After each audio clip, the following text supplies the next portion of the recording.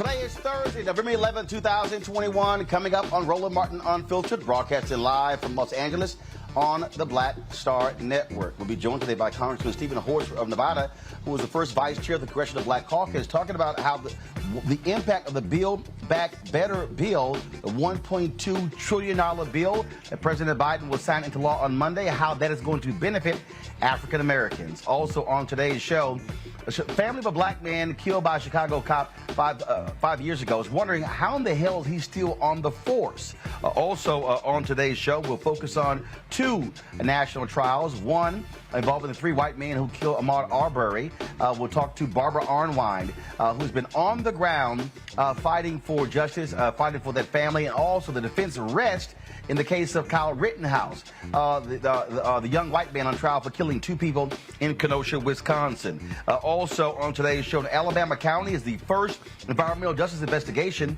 being conducted by the Department of Justice. We'll tell you about that. Also in South Carolina, a principal is accused of forcing a 9-year-old child to, scrub a bathroom with a toothbrush as punishment. What the hell is that all about? And Congressman Jim Clyburn and Congressman Seth Mouton, they want to pass a bill on this Veterans Day that will restore the rights of GIs, black GIs, who were denied benefits as a result of Jim Crow racism. It is time to bring the funk on Roland Martin Unfiltered on the Black Star Network. Let's go. He's got it. Whatever the biz, he's on it. Whatever it is, he's got the scoop, the fact, the find. And when it breaks, he's right on time and it's rolling. Best believe he's knowing. Putting it down from sports to news to politics.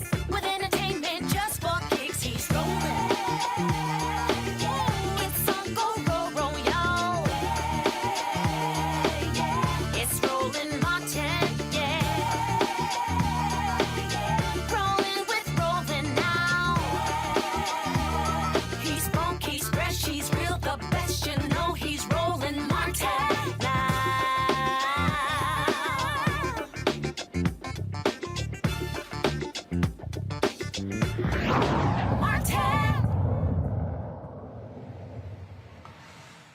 The trial of the three white men accused of killing Ahmaud Arbery continues in Brunswick, Georgia. And folks, this strange trial continues. The homeowner who owned the home where Ahmaud Arbery had entered that was still being constructed said that no property, to his knowledge, had been stolen. Now, these three white men, they concluded that Ahmaud Arbery was robbing houses, but even they admitted that nothing that was actually taken. They had no idea. Not only that, the defense team for these white men are upset, and they actually asked the judge to keep black pastors who have been attending the trial from being able to sit in the courtroom. Here's a photo here of Reverend Dr. William J. Barber, who was actually in the courtroom today. This is a photo here. He posted this on his Twitter feed of him sitting in the courtroom. Listen to these white attorneys try to keep black pastors out of the courtroom. My understanding while I was cross-examining Investigator Lowry yesterday is that the Right Reverend Al Sharpton managed to find his way into the back of the courtroom. I'm guessing he was somehow there at the invitation of the victim's family in this case.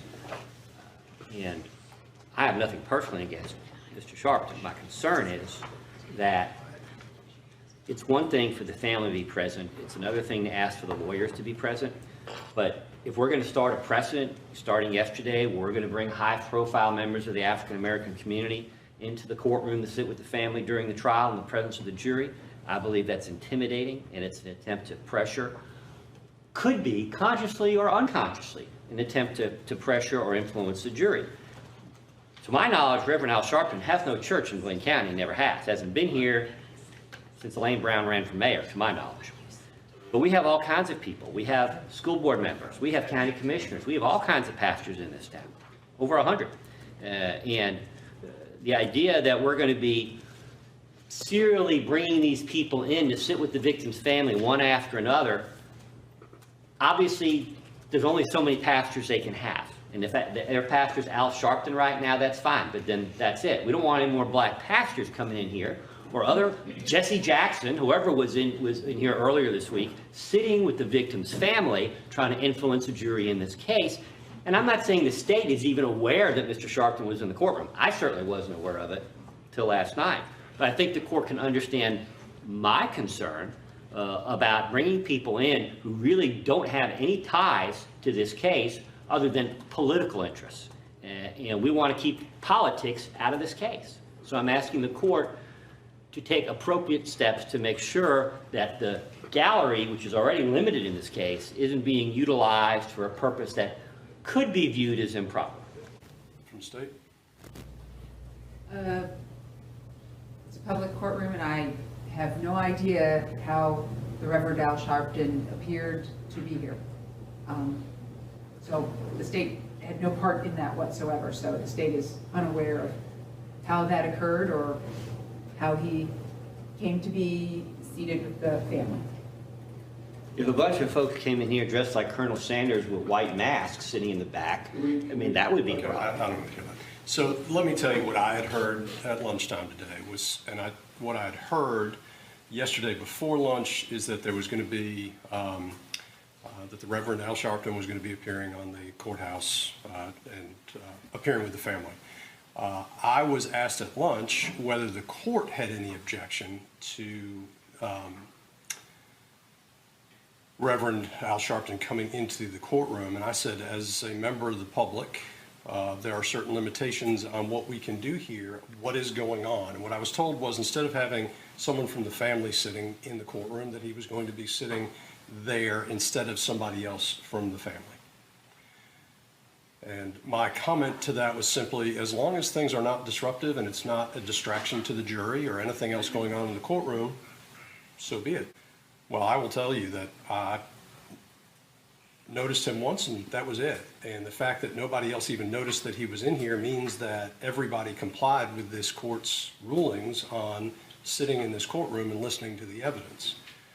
I don't hear a motion, and I will tell you this, I'm not going to blanketly exclude members of the public from this courtroom.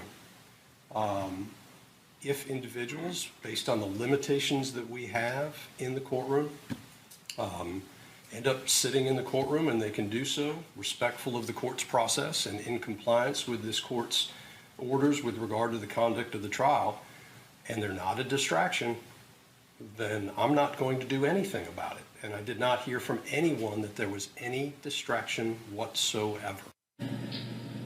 Mr. Chairman, we see some of the same, or do we see some of the same items in this house or in this construction site in the daytime as the nighttime, and the nighttime?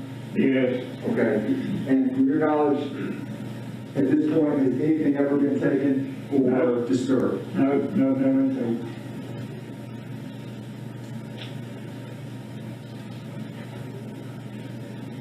And do you remember if you called the police this day during this daytime clip? I don't think I did. Okay. Do you remember the date that this clip was taken? I may not be correct, but I think it's the day that Mr. Arbery got shot. As I said, one of those pastors today sitting in the court was Reverend Dr. William J. Barber. He appeared with others on the courthouse steps, calling the murder of Ahmaud Arbery a lynching.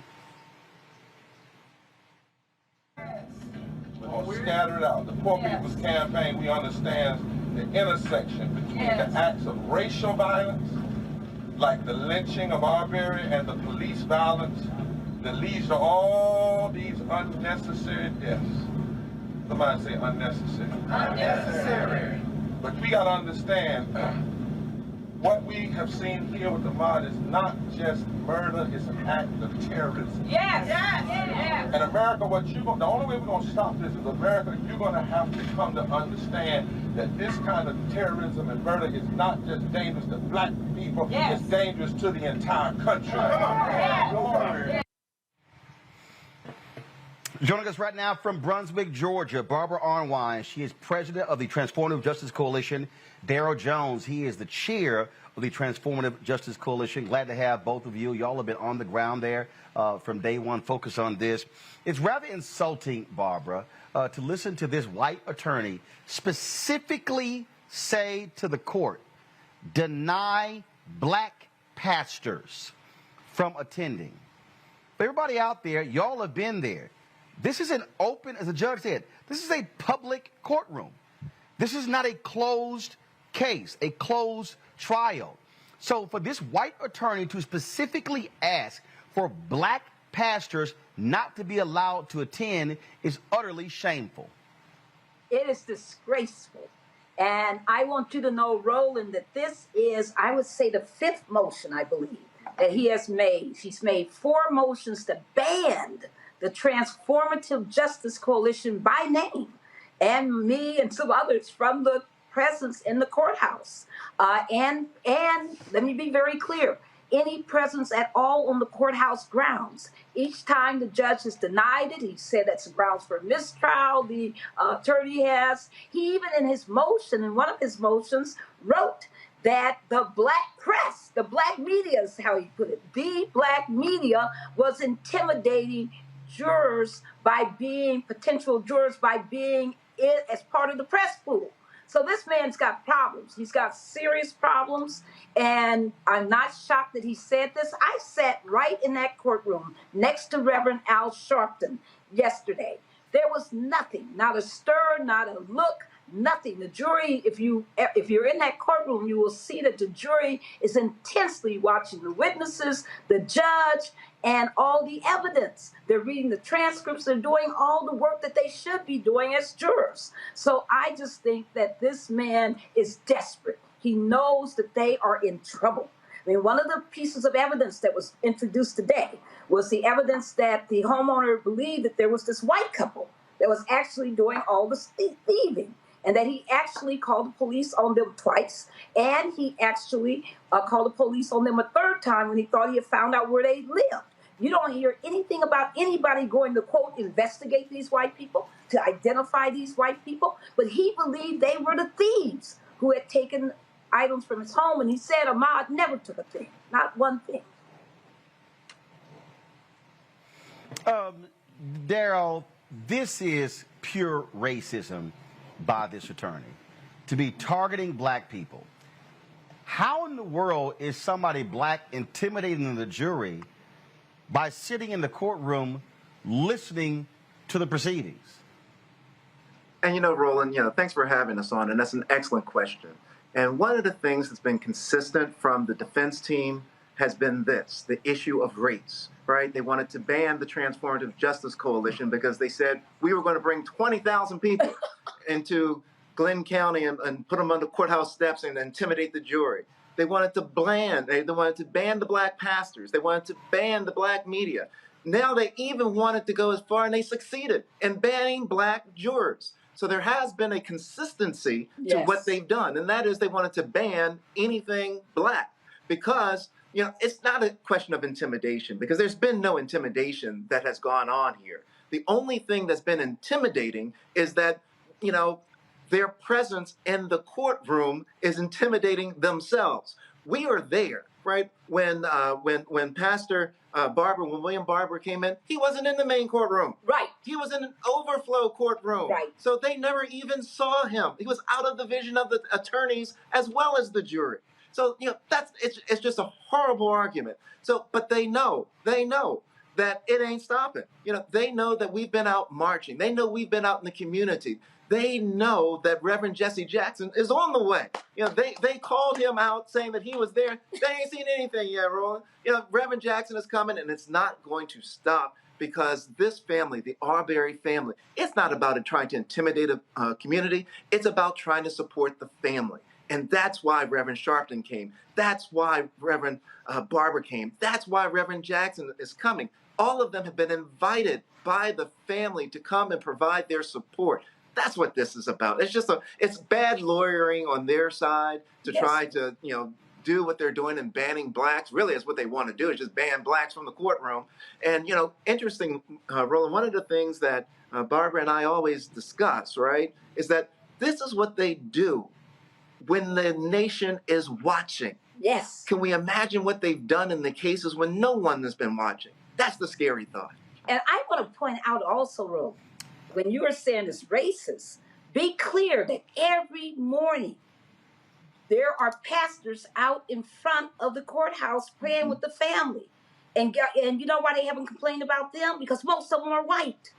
And they, so this is very racist and very racially targeted. They're only focusing on the black pastors, when indeed there have been rabbis out there, there have been Methodists, there have been Unitarians, there have been, you name every Christian and non-Christian denomination, and they've been out there praying with the family. So this is really racial targeting, but they might as well just sit themselves down, because we aren't going anywhere, and we're bringing in more, as Daryl said so brilliantly, we're bringing in more black pastors. We're bringing in more pastors from throughout the Glenn County area, because ultimately the lesson here is that this racist, vicious, vigilante killing has to be addressed. They have to be held accountable, but there needs to be a new Glenn County.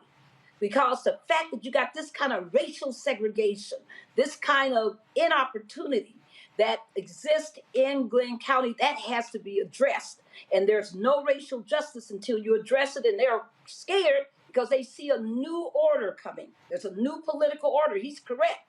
It is political in the sense that the white people in the county are thinking very differently about their politics. And that's scaring them. They see a change happening in Glenn County.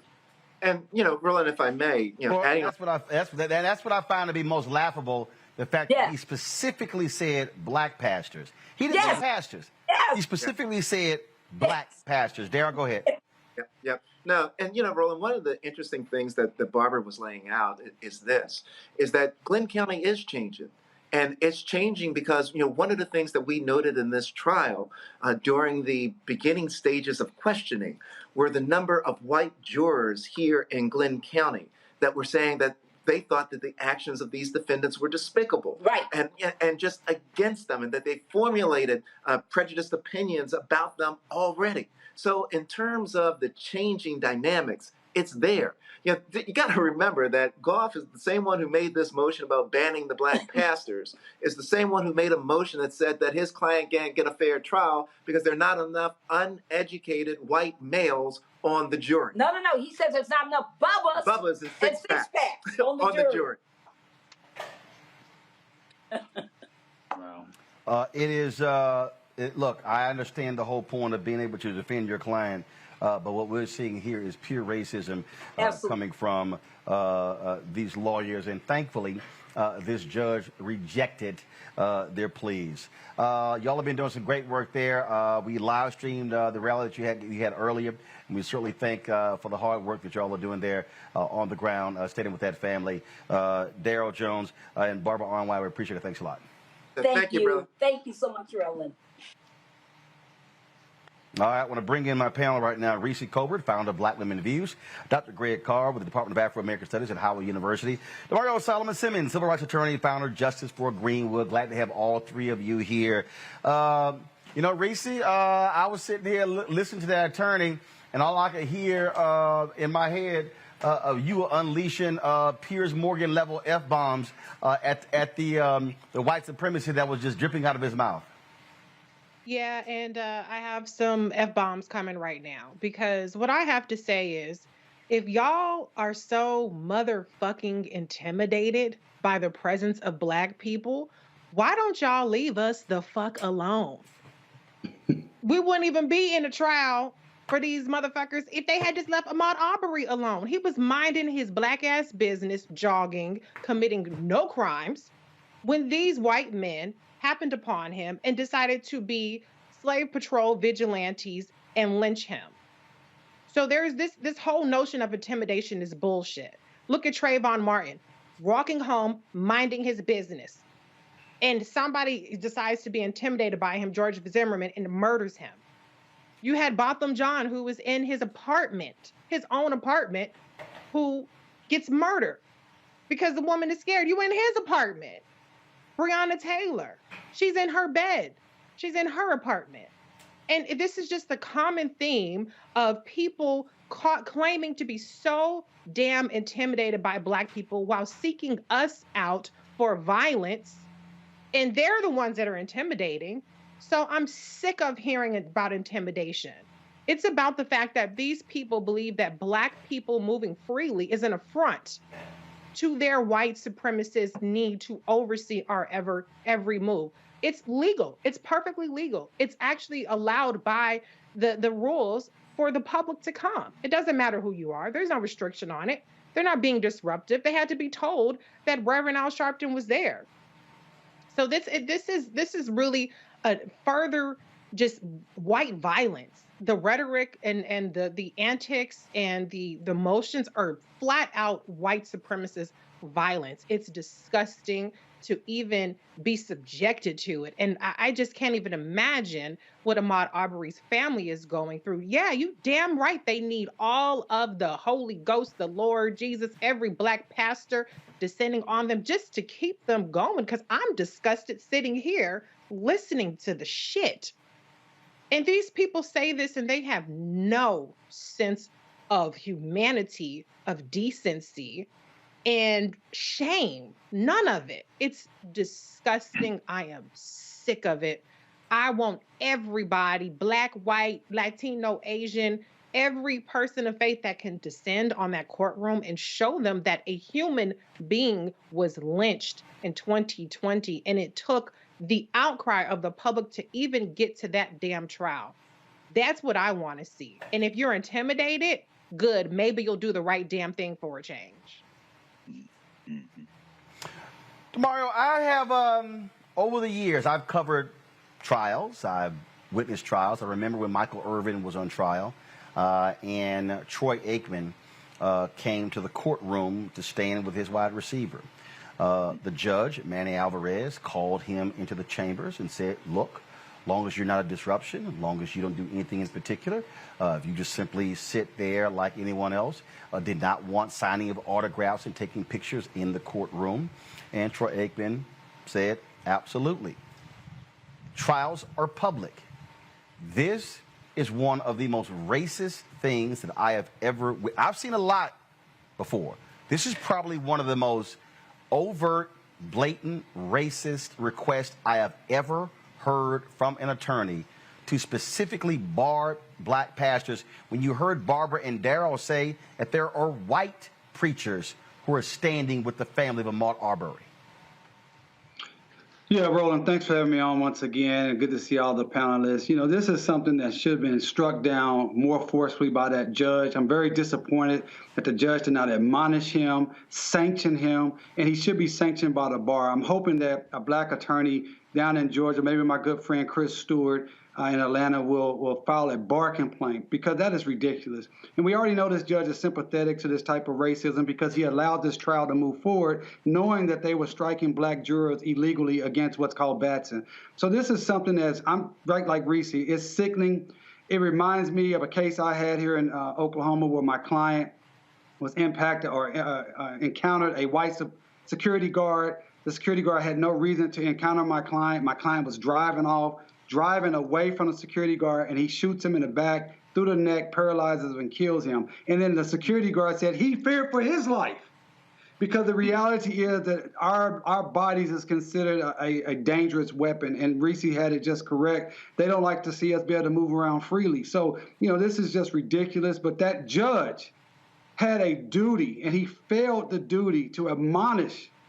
For that lawyer to say Black pastors, that is overt intentional discrimination. It is the type of intentional discrimination that we did not see often until Trump came back on the scene. We know as Black people that's always there. But in the courtroom, I've never seen that. I've been practicing law for 17 years. I've never seen anything like that. The judge should have admonished him, and I hope there is a bar complaint against that racist, overt racist attorney. You know, Greg, we saw the judge in the Kyle Rittenhouse case just go off repeatedly against the prosecution. This was an example where this judge should have shut that down and absolutely admonished his lawyer for his racism. Yes, of course, or not. I mean, you know, unlike turn 'em loose, Bruce Schroeder up there in Wisconsin turned Kyle loose. Seems like the grand wizard of the keep Kyle from being convicted, the KKK, up there in Wisconsin, Schroeder, who we'll talk about. This judge, Timothy Walmsley, by comparison, is a flaming progressive. And that really is the first mark that we see of the abusive relationship called Black America with America. The idea that this man spoke what he did, and I agree with you, Brother Demario, it's good to see you, brother, that you know, he should have been much more forceful, but the fact that he even was, as relatively speaking, forceful as he was, is something that Black people will be grateful for. But let's take a minute to talk about this hillbilly Kevin Robert Goff, the defense attorney. Mr. Goff, I'd like to congratulate him, as I do all white nationalists and racists, for saying it with their chest. I don't think he was talking to any Black people or anybody really in the courtroom, maybe not even the jurors. He's playing to his crowd. His crowd is the court of public opinion. And we know that Brunswick, Georgia is 55% Black. We know that the surrounding Glenn County is 70% white. And his statement wasn't just an all shucks kind of rambling of a hillbilly lawyer. It was a carefully crafted piece of hate speech. Notice what he said. The first thing he said was the Right Reverend Al Sharpton. Now, unless my memory is faulty, I don't think Al Sharpton is either Lutheran, Anglican, or Catholic. And those are the areas that mostly when you call somebody Right Reverend, that was the first insult. The Right Reverend Al Sharpton. Then he said, managed to find his way. This is the language of apartheid. This is the language of Jim Crow. They're going to put F.W. de Klerk in the ground in South Africa, good riddance, shortly. He just died today. But in America, when you say managed to find their way, it's language you learn, you use for vermin. You use for insects. You use for rats and mice. And then later when he said Jesse Jackson is going to be in here. Like, that's like a rat got in my house, or a mouse is in here. And he said, I haven't seen, he hadn't been here since Elaine Brown ran for mayor. Elaine Brown, former leader of the Black Panther Party, ran for mayor of Brunswick, Georgia, in a write-in campaign in 2005. Up until then, this majority Black city had never had a Black mayor, didn't have one now, although it has a Black mayor now. And then finally, he didn't just say Black ministers. The last thing he said was, if we're going to let high-profile members of the Black community, oh man, I just want to embrace that man and give him a hug that's so tight that it breaks his spine. Because I want to congratulate him for expanding that to basically any N-words come in here that ain't part of the family. He didn't just say ministers. He said high-profile members of the Black community. It was an exquisitely crafted piece of hate speech by this white nationalist. Good job, good job. Folks, that is what we are seeing and dealing with. Real quick, the defense, they have rested in the case of Kyle Rittenhouse, who was on trial for killing 2 people in Kenosha, Wisconsin. And so very soon, the jury is going to actually get this, and we'll see what happens in that case as well. Got to go to break. We come back on Roland Martin Unfiltered. We'll talk with Congressman Steven Horsford of Nevada, who was the first vice chair of the Congressional Black Caucus. Build Back Better bill. How will this benefit African Americans? He'll explain next, right here on Roland Martin Unfiltered, broadcasting live from Los Angeles on the Black Star Network.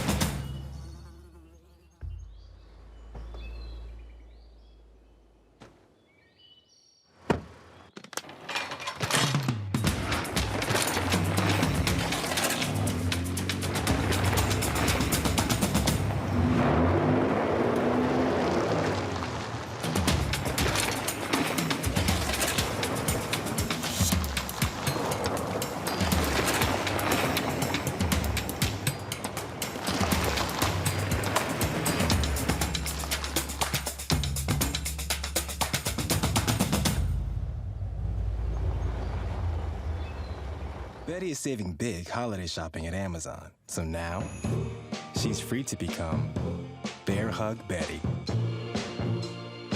Settle in, kids. You'll be there a while. Ooh, where you going?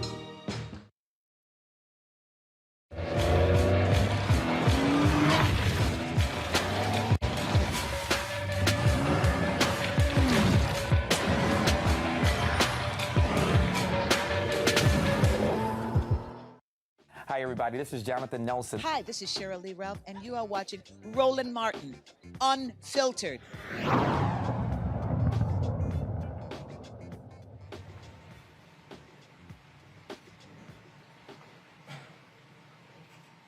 All right, folks, welcome back to Roland Martin Unfiltered on the Black Star Network. On Monday, President Joe Biden is going to sign the Build Back Better bill in a ceremony at the White House. The $1.2 trillion bill has a whole lot in it. Too many people in national media have been focusing on just the number, not who it is going to help. Joining us right now is Congressman Steven Horsford of Nevada, who, of course, the first vice chair of the Congressional Black Caucus. Glad to have you back on the show, my fellow Alpha brother. First and foremost, and sorry, DeMario, you know, I know ain't that many Omegas in Congress, so that's how it works. But Greg, you're Alpha, you appreciate this. C9 members. Yes. Say it again. Alphas have the most representation of brothers on the Hill. Yeah, so I know. Trust me, DeMario right now he's struggling. It's all good. So let's talk about the bill. How does this benefit Black America? I get that question from a lot of people who have not actually taken the time to actually read the bill, to study up things along those lines. How does that benefit us? Well, first, since today is Veterans Day, I want to start by thanking all of our men and women who have served and continue to serve in the armed services, and to their family members. Every single day we need to give them thanks, and especially today. Thank you, Roland, for having me on. You look good out there in LA. Make your way out to Vegas when you get a chance. As you indicated, all right, so don't worry about it. We certainly will bring Roland Martin Unfiltered to Las Vegas. No problem. We'll make it happen. We got a lot of your fans out here in Las Vegas, so I'm sure would love to see you. As you indicated, President Biden will be signing the bipartisan infrastructure bill this Monday. And I want to give a special recognition to my chairwoman, Joyce Beatty, and the Congressional Black Caucus, who played a really instrumental role last Friday in order to break the logjam and to get the vote on both the bipartisan infrastructure bill and to be able to move the Build Back Better forward, and for this opportunity to talk about what both of these bills together do for Black America. The bipartisan infrastructure bill is a historic investment in not only roads and bridges and highways, which historically have divided our Black communities. This bill provides a historic amount of money to go in and to remediate the divisions that have occurred in some of those highway projects over time. It has a historic amount of money for public transit, for broadband, so that every American has access to the internet. And we are finally going to address the lead in pipes issue, which disproportionately affects the Black community. So these are just a few of the things that the bipartisan infrastructure bill will do, in addition to the millions of jobs that it will create, particularly in the Black community. But how do we ensure that Black folks will get those jobs? How do we ensure that it will be African-American contractors, African-Americans with businesses who are going to get those jobs as well? So you must have been in our last Congressional Black Caucus meeting, because we talked about this very subject, and Chairwoman Maxine Waters of the Financial Services Committee and other leaders in the Congressional Black Caucus also have talked about how we will, working with each of our governors, our state departments of transportation, local mayors, require that a certain percentage of these investments touch the communities. There is language in the legislation that requires the allocation based on an equity-based formula. And it also ensures that the jobs and the contracting opportunities are provided to all communities, including the Black communities. In the Build Back Better, there's more than $20 billion, for workforce development training. And Chairman Bobby Scott has worked to make sure that those dollars flow to the communities that have been disproportionately impacted during the pandemic and this recession, and that will include the Black community. So monitoring is a huge part of that. And so if the money is going to the states, how is the monitoring aspect built in? Are you, again, what must be the reporting requirements to ensure that the resources are going to communities who are underrepresented? Because, look, we've talked about this beforehand. One of the issues, that we have, when we dealt with census money, when we dealt with COVID money, what Black-owned media wasn't getting, what Black vendors were not getting. And so, what's the monitoring process, the reporting process? Well, we are continuing to work with Secretary Buttigieg of the Transportation Department, as well as the heads of civil rights and the equity division within transportation on the oversight provisions and the accountability, so that we don't leave any community and any person behind, particularly the Black community.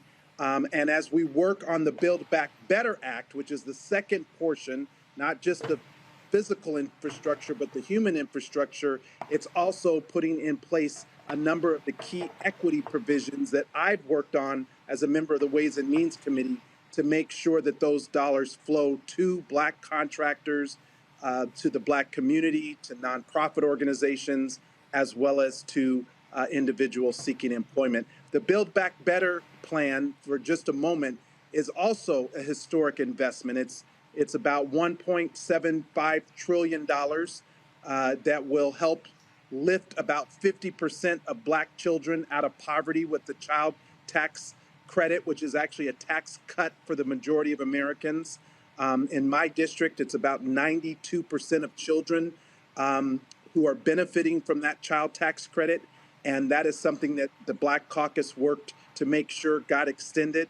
It also includes a bill, Roland, that I sponsored along with several of my colleagues, the Break the Cycle of Violence bill. It's $5 billion to disrupt community gun violence by investing in proven community-based interventions that work. Black men, we're about 6% of the U.S. population, but sadly account for about 50% of the gun homicides. And so that portion of the Break the Cycle of Violence is included in the Build Back Better Act.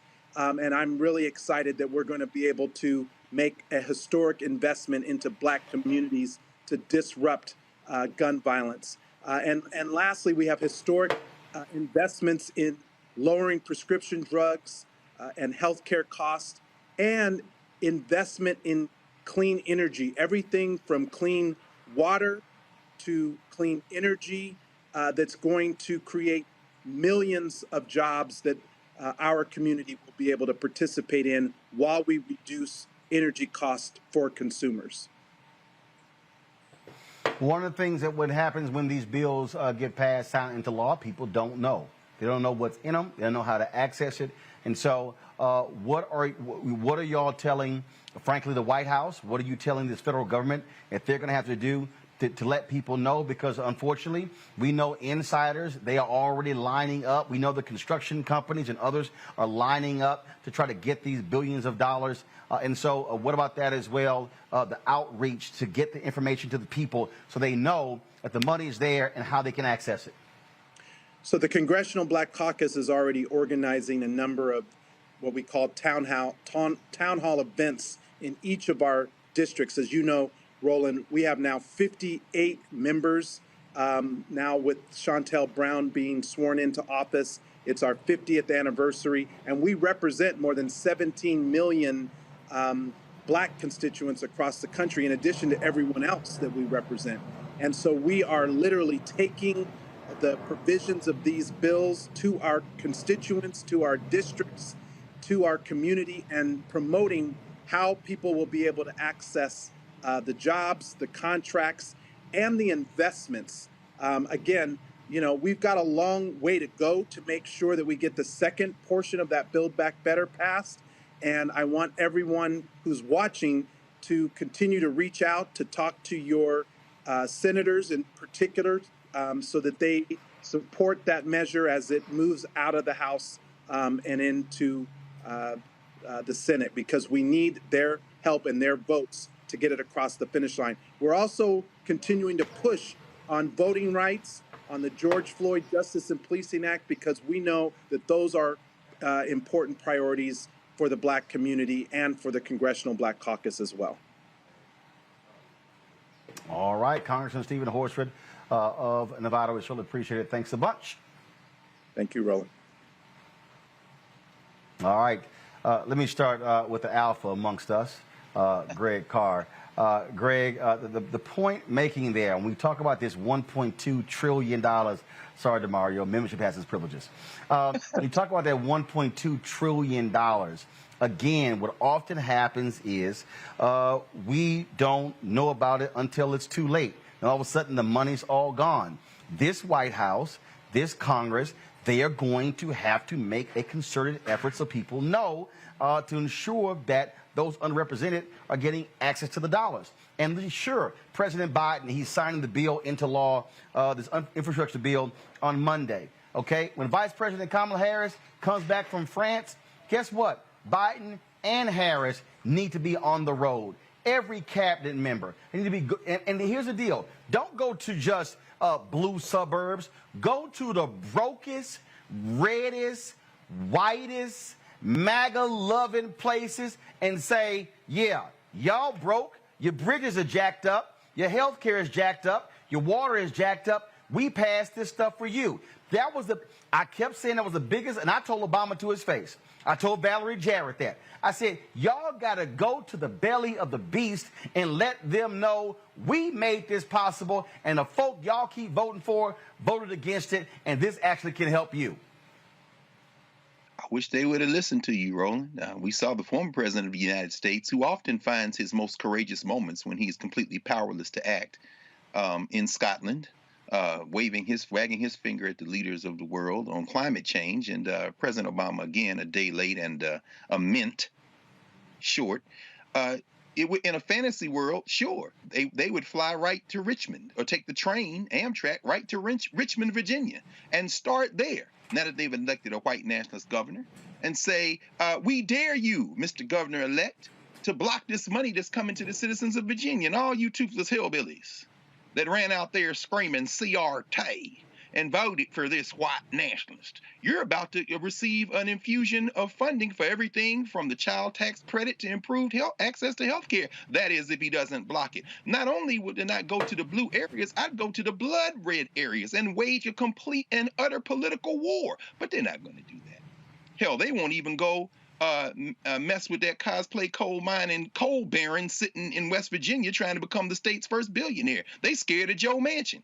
So no, they're not going to do it. But, when we think of the fact, in fact, the South should be their targeted place.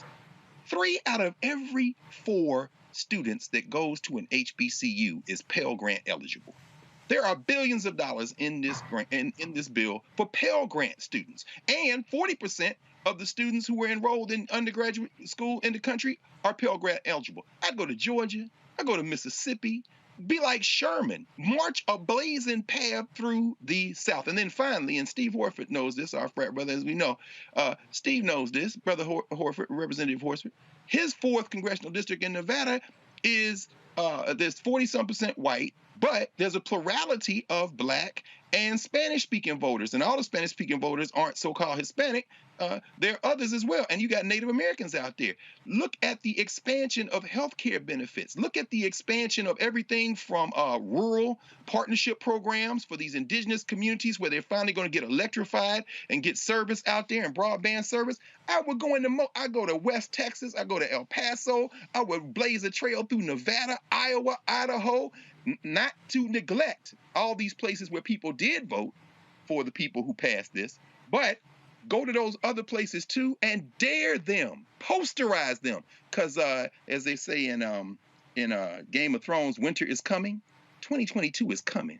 They're gonna eat the Democrats' lunch, the White Nationalist Party. So they better be doing something now.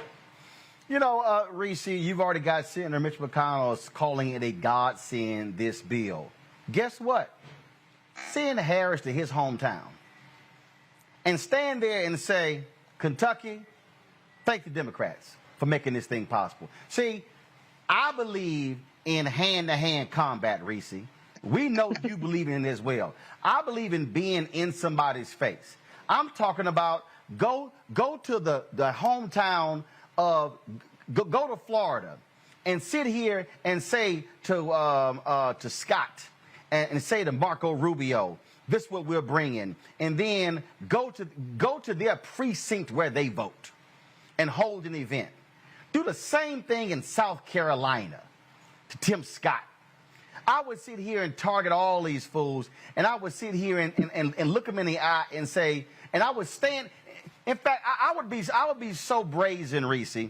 I would go to something that's tore and run down in Alabama and Mississippi and Tennessee and Arkansas, and I would say the money we pass is going to rebuild this bridge. It's going to rebuild this here. And then I would then sweep on over to Texas and Oklahoma and Nebraska and do the same thing.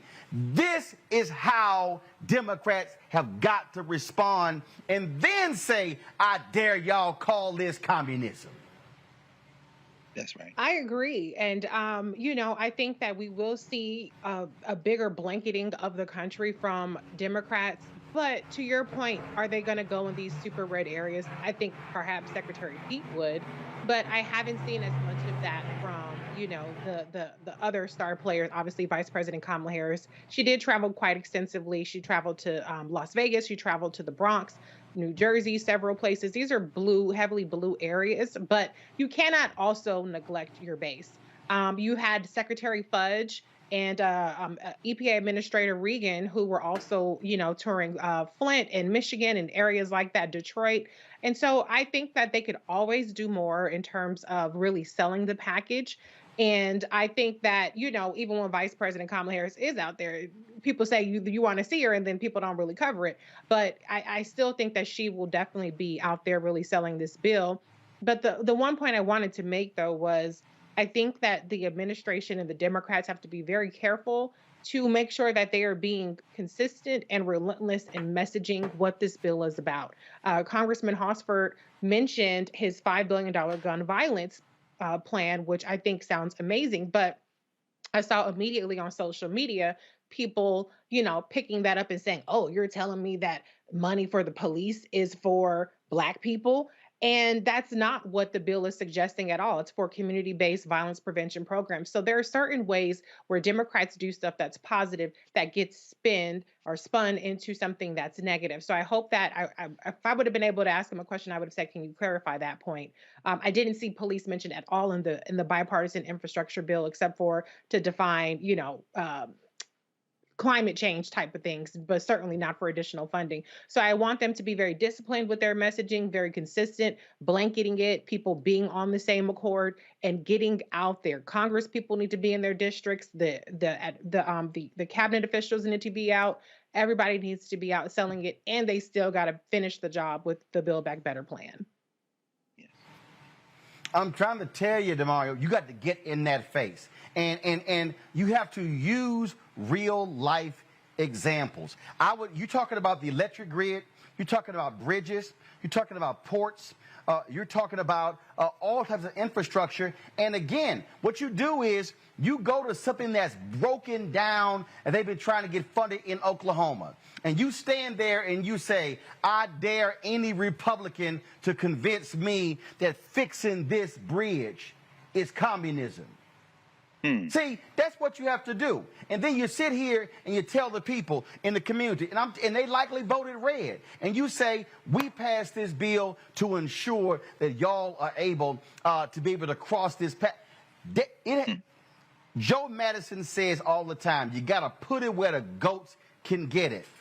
Stop calling it the $1.2 trillion plan. No. You got to say, we're going to fix this for $5 million, and this for $10 million, and this for $20 million, and this is going to help y'all get to school on time, and this is going to help you cut your commuting time to work, and this is going to help you improve your water. That's how you got to sell this thing. You can't be all cute and shit. You got to get down there and get into the mud and say, this is what we doing. So in other words, they need to do like the Bros, Omegas are known to do and getting right in the face of people. So, Roland, you talking my language, and that's what we do. Now, you know that ain't the truth. And I want to be real clear that who is the highest ranking black person in Congress? What fraternity is he in? Oh, okay, he's an Omega, Jim Clyburn. Okay. No, hold up. I'm gonna let you finish. No, I'm gonna let you finish your story. But actually, the highest ranking black person in Congress is the one who oversees the United States Senate, and that's Vice President Kamala Harris, who's an AKA. He's not in Congress. See, what you should have. He's not in Congress. No. Demario, I want you to read the Constitution. Who is leader of the United States Senate? Who breaks ties? She is the leader of the United States Senate, but she's the vice president. Demario, you did not do well in government class. Alpha did. You better make a point, boy. I'll wipe the floor with you. It's your show, so I'm going to let you do that. I also want to give a lot of props to Representative Horsford and the CBC, because they actually came to Tulsa, and Representative Beatty and the CBC came to Tulsa, and they were big supporters of a Justice for Greenwood Foundation. They actually had over 25 members of the CBC personally donate to our 501c3. So I just want to give big props to the CBC for what they're doing. And this bill is something we've been monitoring because we've talked to the Secretary of HUD, Marshall, Representative Fudge. We've listened to Pete Buttigieg talk about this money that's in this bill to get rid of these type of highways like we have in Tulsa with I-244. And there's billions of dollars in there, and there's some earmarked money for black organizations. And the monitoring, Roland, that you talked about is so important because we know that in the counties like Tulsa County and the city of Tulsa, down there where the Arbery trial is happening, these counties are still controlled by racist, conservative white people who do not want those funds, those dollars going into black contractors, black businesses, black organizations. You talked about the COVID funding that has black businesses and black organizations been shut out. So in this particular bill, we're looking forward to this opportunity to access this money, to get rid of these boundaries and these barriers like these highways that were put through black communities, that destroy black communities, that continue to keep us segregated from other parts of town. So that is something that is important in this particular bill. And Roland, this is why your show is so important, because you're calling people on the carpet to make sure we understand what we need to do. And what we need to do is be at these city hall meetings, be at these county meetings, make sure we access professionals within the city to say, hey, let me retain you to make sure we understand what's happening, to make sure we're getting our percentage of this big pie. This is a once-in-a-lifetime generational deal, and we want to make sure that black organizations and black people benefit from this completely. And as far as your hand-to-hand combat discussion, Roland, I totally agree. The problem is, I don't think the Democrats are going to be strong enough that we need them to do. And in places where I am in Oklahoma, these people love their guns, they love their Bibles, they hate black people, and they hate abortion. If you talk about those things, they almost don't care about health, they almost don't care about bridges, they almost don't care about education, but you still got to bring the fight to them like you said. Has to happen, it has to happen. And I'm telling you, and for all, and let me just be real clear right now, and I'm sure Reese wants to have a final word after I say this. For all you punk asses out there who keep tweeting and posting, this ain't gonna do nothing specific for black people. Did y'all just hear what Demario said? You've got to demand the request to say, fix this, repair this, fix this. Nobody is going to walk up to your house and hand your ass a check. You've got to mobilize and organize. And the reason I understand that, because my mama and daddy worked with the Clinton Park Civic Club when I was in Houston, the neighborhood where I grew up in. One of the first master planned communities for black people by HUD in the 1940s. My grandparents migrated from Louisiana into that particular neighborhood. And when I grew up there, my parents sat there and said, we need new streets, we need new sewer system, we need the park improved, let's convert the old fire station to a senior citizen center. They petitioned the government to do it. City Hall, county government, state legislature. So this is $1.2 trillion is about to be spent all across of America. So for all you punk asses sitting at home right now watching and whining, what you should be doing is aligning with organizations and going to request the money. And so, if you running around hollering you B1 or ADOS or FBA and y'all whining about the boule, and guess what? The boule should be mobilizing and organizing the alphas, the omegas, the kappas, the deltas, the iotas, the sigma gamma rhos, AKAs, zetas, the links, the Eastern Star, the Prince Hall Masons, men's groups, women's groups. All of these groups should be doing that. That is taxpayer money that is about to be spent, and it will be stupid for us to be sitting at home bitching on Twitter and YouTube chat room and Facebook and Instagram and not getting the money. In the words, Reese, of Frank Lucas, an American Gangster, I'm going to get that money. Get that money. Absolutely. And the only thing I can add to that is, did you fill out your damn census? Because this is exactly what the census does. It allocates money based on populations and different things like that. So if you ain't filled out your census, then you can shut the entire hell up. Roland, if I could just say one other thing, there's several legal opportunities here. Several legal opportunities here. So people in your whatever city, contact these big law firms who all sign these pledges to work on racial justice issues and say, we need your help here. This is what we need help with. Organize with your community block clubs and go to those law firms. Yes. All right, folks, got to go to a break. We come back. We're going to talk about a bill that Congressman Jim Clyburn is pushing to get frankly, dealing with the issue of GIs who do not benefit from the GI Bill due to Jim Crow. We'll tell you about that bill. Today, of course, is Veterans Day. And we'll talk about this story from The Insider that says that DNC chair Jamie Harrison is in a battle with white folks that in the White House for control of the Democratic National Committee. We'll unpack that next on Roland Martin Unfiltered. Broadcasting live from Los Angeles, right here on the Black Star Network. Don't forget, download the app, folks. Download that app. We want to hit 50,000 downloads by the end of December. Every platform, Apple phone, Android phone, Apple TV, Android TV, Roku, Amazon Fire Stick, Xbox, as well as Samsung TV, and everybody who gives during the show to support our Bring the Funk fan club, where your dollars go to support what we do. I'm going to give you a personal shout out. And so if you give right now, we have no minimum. We ask $50 each from each one of our fans over the course of a year. If 20,000 of our fans give at least $50, that's $1 million that raised to help fund this show.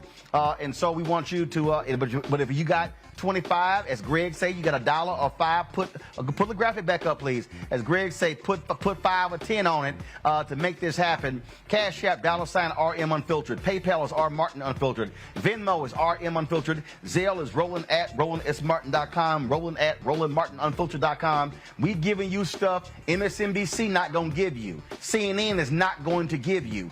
Fox News damn sure not gonna give you. Nor will ABC, NBC, and CBS, because we keep it real, we keep it black. And final point, this is real simple. This is not black targeted media. This is black owned. Back in a moment.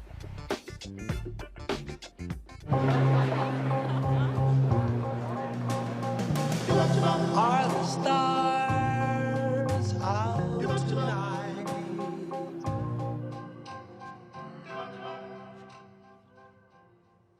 Alexa, play our favorite song again. Okay.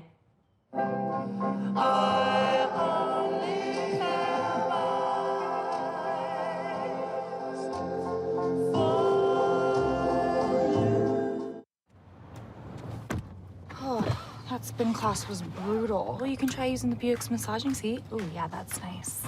Can I use Apple CarPlay to put some music on? Sure. It's wireless. It's something we all like. Okay, hold on. What's your Buick's Wi-Fi password? Buick Envision 2021. Oh, you should pick something stronger. That's really predictable. That's a really tight spot. Don't worry. I used to hate parallel parking. Me too. Hey. Really outdid yourself. Yes, we did. The all-new Buick Envision, an SUV built around you, all of you.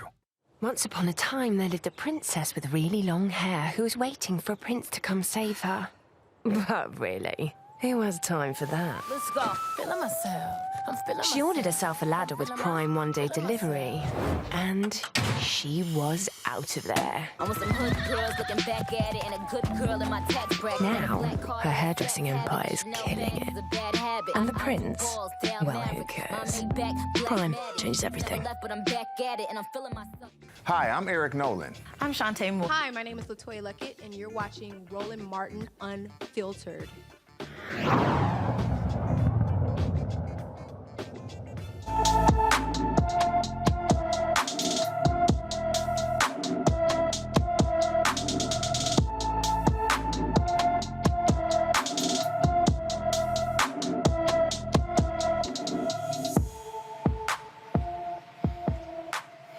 Today's Black and Missing is Sydney Palmer, who vanished from Dallas, Texas on September 8th, 2021. Sydney is 26-year-old. She's 5 feet tall, weighs about 100 pounds. She has short, multicolored pink hair, brown eyes, and some facial piercings. She has multiple tattoos, beautiful on the left side of her breast, a pink bow on her forearm, a heart on her neck, a cheetah print on her right shoulder. Anyone with information regarding Sydney Palmer's whereabouts should call the Dallas Police Department at 214-671-4268, 214-671-4268. Folks, McDonald's CEO Chris Kempczynski is under fire for a text message that was sent to Chicago Mayor Lori Lightfoot that his critics are calling racist. The text referred to 2 children, Adam Toledo and Jocelyn Adams, who were shot and killed in the Windy City. He wrote this to the mayor: P.S. Tragic shootings last week, both at our restaurant yesterday and with Adam Toledo. With both, the parents failed those kids, which I know is something you can't say, even harder to fix.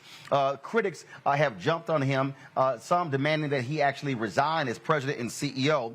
Congressman Bobby Rush of Chicago issued this statement: I'm utterly horrified by Chris Kempczynski's text blaming the tragic shooting deaths of Chicago children Jocelyn Adams and Adam Toledo on their parents. This is a deplorable message and one that is completely unacceptable for the CEO of a powerful multinational corporation, let alone a corporation that markets aggressively to communities of color and publicly proclaims that Black Lives Matter to espouse. Sadly, McDonald's has a long history of racist behavior and discrimination, which ongoing legal action continues to reveal.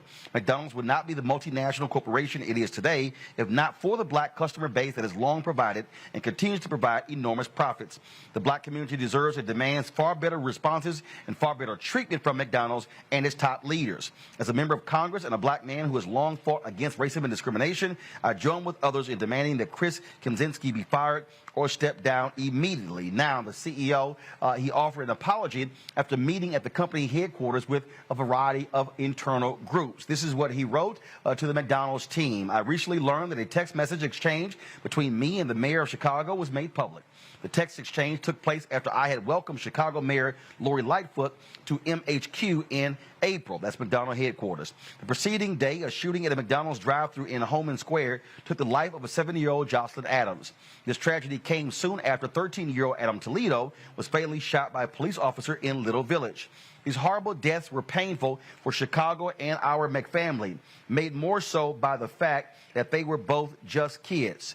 In the text exchange, I thanked Mayor Lightfoot for the visit and reflected on our conversation about the recent tragedies, commenting that the parents failed those kids. When I wrote this, I was thinking through my lens as a parent and reacted viscerally. But I have not walked in the shoes of Adams or Jocelyn's family and so many others who are facing a very different reality. Not taking the time to think about this from their viewpoint was wrong. and lack the empathy and compassion I feel for these families. This is a lesson that I will carry with me. As we think about the challenges facing our communities and the senseless surge in gun violence that is affecting so many children, it is also clear to me that everyone has a role to play. We're a Chicago company, born and raised. There is so much about our city to make us proud. That doesn't negate that there is also much that needs to be addressed to ensure our best days are ahead of us. And I can't think of a more urgent priority than ensuring these tragedies come to an end. Quite simply, it is on all of us to do better for the children of our communities. I am committed to working with civic leaders and elected officials to understand what that means for McDonald's, and I'll be asking all of you to join me in this pursuit. Now, Byron Allen, of course, media owner, has taken out several full-page ads condemning the text from Kim Zemsky, demanding that he also apologize. He took him out in the Chicago newspaper. This, of course, follows a $10 billion lawsuit and he has filed against McDonald's for lack of advertising. Folks, let's talk about politics. Earlier we were talking about what Democrats should be doing when it comes to their messaging and driving it to the public. Well, now there's some potential drama. The Insider reported that DNC Chair Jamie Harrison is battling many of his own aides who were placed in the Democratic National Committee by President Joe Biden. In this particular story, it lays out in detail the kind of battle that's been going on when it comes to spending of money, when it comes to messaging, when it comes to all sorts of different things. I want to go to our panel now. This right here speaks volumes because Democrats, of course, are very upset, Reese, about what took place in Virginia. Of course, Harrison, it was big news when he was named DNC chair. And so you always have this battle because whoever controls the White House, they run the party. Trump, when he was there, he controlled and ran the Republican National Committee. Biden is president. He controls the DNC. But the reality is this here. The party apparatus is made up of 50 states. And so if you want to win, everything can't be run out of D.C. Reading this story that lays out any number of things, this is what they say. According to folks who were interviewed off the record, go to my iPad, please. It says that Jamie Harrison is being locked out of staffing and operational decisions. Also, the conflict between Harrison is with Sam Cornell and Mary Beth Cahill, who was Deputy White House Chief of Staff, who used to be CEO of the DNC. And then they say Harrison loyalists say he needs more latitude so the party can get back on track. A pretty damning story. Yes, it's inside baseball, but it also reminds me of the battles that Michael Steele had with the Republican National Committee when he was the chair.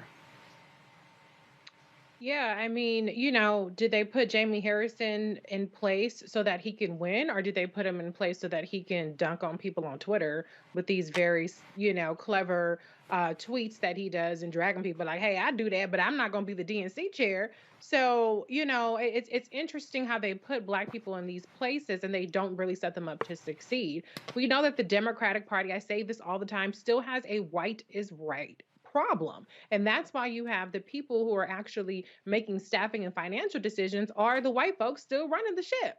Mary Beth Cahill was John Kerry's campaign manager for his presidential campaign. He lost. So why the hell you have her running shit? I don't understand the concept of having losers running stuff, even though Jamie Harrison lost his race. So, you can say the same thing about him. But that was in South Carolina. John Kerry should have won that race against a deeply unpopular president. And so it just goes to show how they set up Black people to fail, but to still be the figurehead so that they can say, look, we tried it with a Black person, didn't work out. Now let's go back to our white, way of doing things. They need to give Jamie Harrison the opportunity to make his own staffing decisions, like Tom Perez did. I'm sure I didn't hear any about this stuff when Tom Perez was in charge, and let him sink or swim. And if you do, then you might actually get somewhere. I think that Jamie Harrison ran a pretty campaign aside from losing. And I think that he probably will bring a really fresh perspective to the party that's deeply needed. They need to get away from this white default mentality in terms of the candidates that they back, this white is right mentality, this chasing after the mythical Trump, Obama Trump voter that's long gone. And they need to really start focusing on the future of the party, which is the multiracial coalition across the country. DeMario, this is what this story says. Go to my iPad. They've taken this African-American candidate and tokenized him. One of the people familiar with Harrison's frustrations with the DNC told Insider they put him out as the figurehead of the party, but haven't actually given any ability to shape its future. At a point where we are coming off this election now, and they've gone to try to pivot towards 2022. Instead of empowering him, they've completely disempowered him. Now, in this article, he did give an interview. He disagreed with these various assessments. I know how these stories go. I understand why Jamie has to say that publicly, but stories like this don't get written, frankly, if it's not true. You know, Roland, this really, I've seen this so many times, and it really reminds me of a lesson I learned when I was playing football at the University of Oklahoma. My head coach, John Blake, rest in peace, was the first African-American head coach at the University of Oklahoma. A young assistant coming from the Dallas Cowboys, coming off 2 Super Bowl wins, a OU alumni. When they brought him in, and I'm his in-law, he's an in-law of mine, so I know the backstory. When they brought him in, they said, you know, we're going to hire you to be the head coach and let you be the face of this, but we're going to reserve the right to hire your offensive, defensive coordinator. Anybody know anything about football or sports in general, the offense, you need to bring in your own people, because you need to have people that's on your team that feel the same way you do, believe in your philosophy, what defense, offense you want to run. Obviously, that didn't work out. Within 3 years, Coach Blake was fired, and everybody knows the rest of the story with Coach Stoops. My point is, it sounds like that Mr. Harris is in the very same scenario, and the only thing you can do in that situation is resign. Have respect for yourself, integrity for yourself, and say, look, this is not the job I signed up for. I'm not going to be the face of this when things go bad. You can point at me, but I have no power. My grandmother told me a long time ago, don't worry about status. Get the power. Having the power without the status is okay. You can last a lifetime. Having the status without the power is a recipe to be set up and be flushed down the toilet stool as soon as things go wrong. And on that particular point there, Greg, I'm going back to the insider story. This is what it says. Another friction point came weeks ago when the DNC approved a slate of new party delegates who will have a critical role in all manner of Democratic decision-making. Harrison had submitted a list of names to the White House to fill 75 at-large appointments.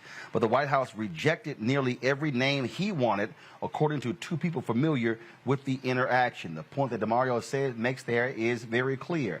Status means nothing if you do not have the power to create change. And we also know when it comes to things like the DNC, having power also means controlling the money.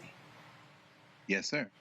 Yes, sir. And I know you run a tight ship producing. I hope you might spend another second scrolling down. I caught that first 2 lines on Virginia and find it of great interest, considering that Then there's a recent episode that played out when they claimed that, here's what it says right here.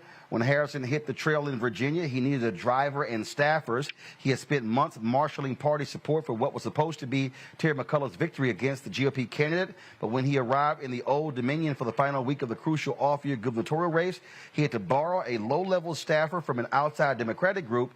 3 people familiar with the incident told Insider the DNC declined to book the driver a room at Harrison's hotel, forcing the staffer to drive some 2 hours each way to pick him up.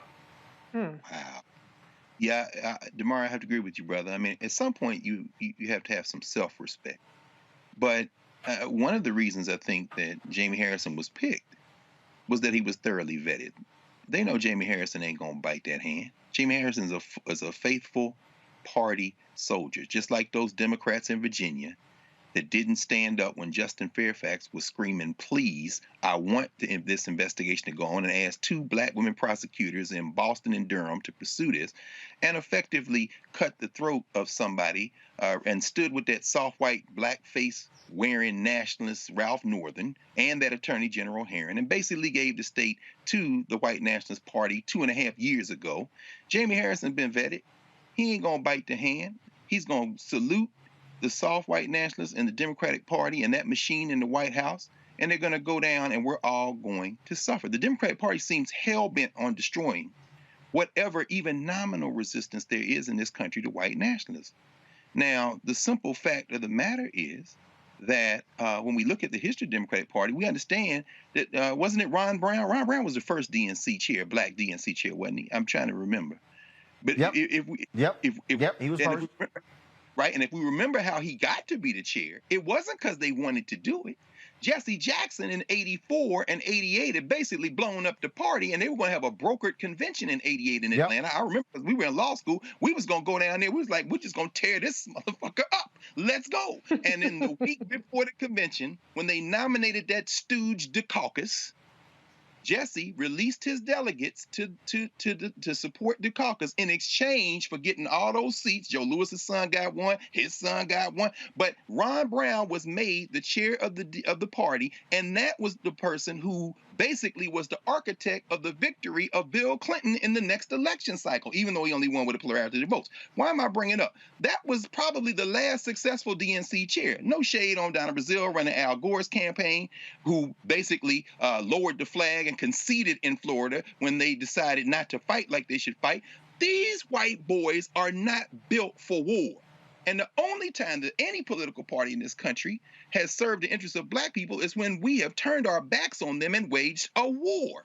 Now, I'll say that to say this. Jamie Harrison was a safe pick. He knew what it was when he's in there. And he's a little frustrated now because as they fail, as they will likely fail in 2022 and 2024, and then we got to go to some kind of damn guerrilla warfare as this thing disintegrates, they're going to stick his cherub face on the failure and say, see, you Negroes did it again. But if they had just let him do everything he wanted to do, he's not going to color outside the lines.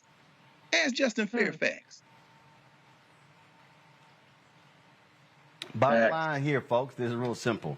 And that is when we talk about power, we talk about control, we talk about you have to actually put your foot down and take a stand.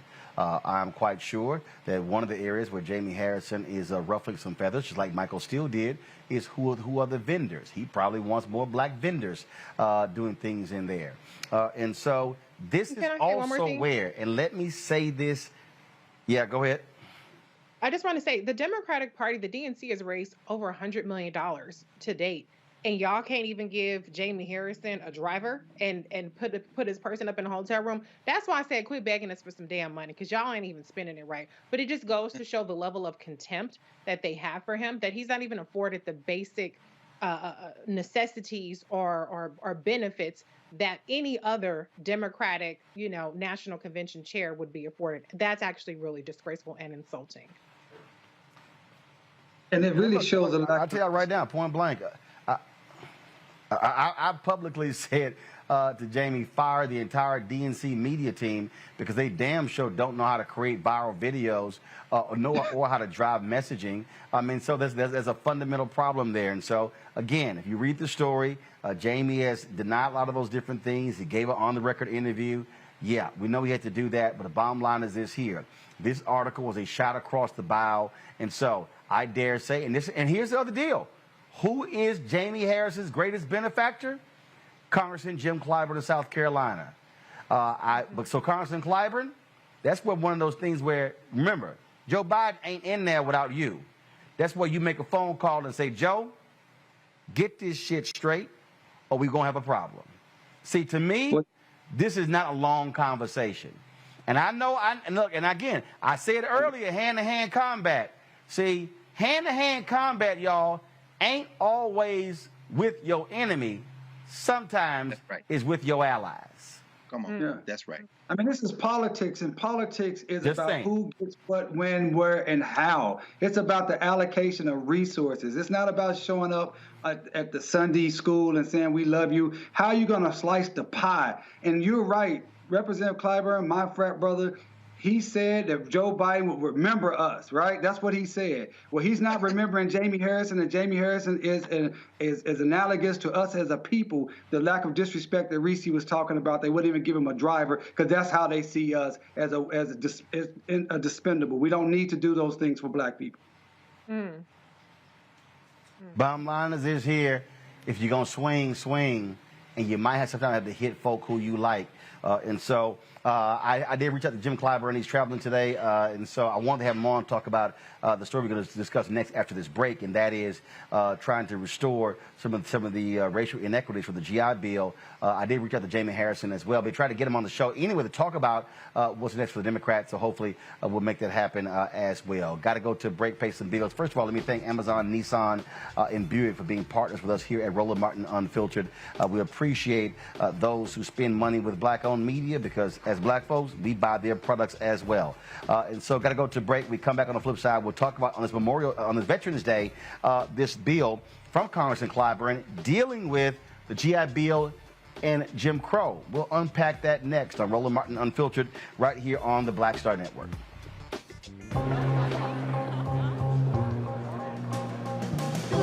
Are the stars out tonight?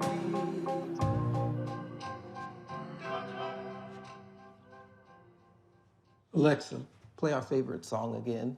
Okay. I only have eyes for you.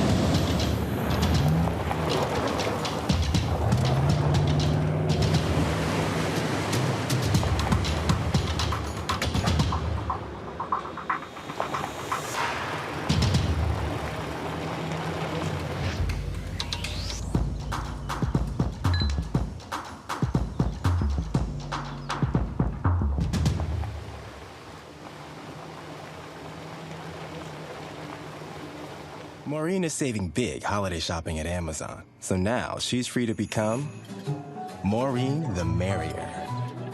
Food is her love language, and she really loves her grandson. Like, really loves.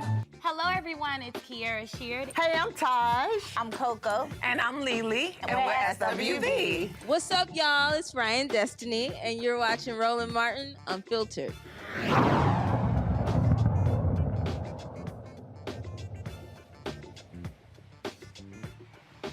A recent fatal shooting involving a Chicago cop had with a history of violence has a black family asking, why is this man still on the job? Alberto Covarrubias shot and killed Michael Craig after he called 911 for assistance last month. Craig called and said his wife had a knife to his neck. When the officer entered the scene, he pulled out his taser and gun, instantly shooting. Now, folks, this is the video you're seeing, and so it is very graphic as well. This is the body cam footage. The officer has a history of domestic violence and alcoholism. In 2016, Covarrubias was arrested for a domestic violence incident and accused of tampering with official paperwork. He appeared to be drunk and refused a breathalyzer. He was later charged with assaulting an officer. Now, the superintendent of Chicago police at the time recommended he get fired. He was suspended for 3 months and underwent treatment for alcoholism. A psychologist cleared him to return to work. Now, same city. Remember the black social worker, Anjanette Young, whose house was wrongfully raided while she lay in the bed naked? Well, here's an update. The sergeant who oversaw the 2019 botched raid is now facing termination. So Sergeant Alex Walensky violated 8 different police department rules, from discrediting the department to disrespecting a person and failing to intervene. Young is now suing the Chicago Police Department. All right, let's go to Iowa, where a federal grand jury indicted former Iowa State Patrol officer Robert James Smith for violating motorcyclist Bryce Yakish's civil rights during a 2017 traffic stop. Charges against Yakish were dropped. Smith retired and went on to work for a different police agency where he was accused of excessive force there. If convicted, Smith faces 10 years in prison. Earlier, Iowa agreed to pay Yakish $225,000 to settle his case. When we come back on Roland Martin Unfiltered, GI Bill, racial inequity. How is it that we have not done right by those black soldiers who fought for this country during World War II? A new bill from members of Congress, Jim Clyburn and Seth Mouton, could fix that. We'll discuss it next on Roland Martin Unfiltered on the Black Star Network.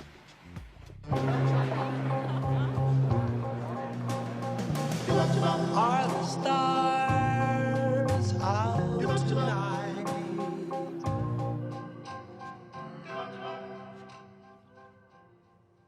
Alexa, play our favorite song again. Okay. Oh,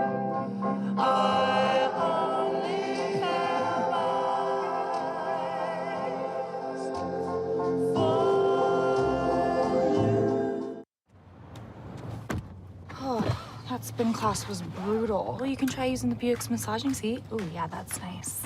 Can I use Apple CarPlay to put some music on? Sure. It's wireless. It's something we all like. Okay, hold on. What's your Buick's Wi-Fi password? Buick Envision 2021. Oh, you should pick something stronger. That's really predictable. That's a really tight spot. Don't worry. I used to hate parallel parking. Me too. Hey. Really outdid yourself. Yes, we did. The all-new Buick Envision, an SUV built around you, all of you. Once upon a time, there lived a princess with really long hair who was waiting for a prince to come save her.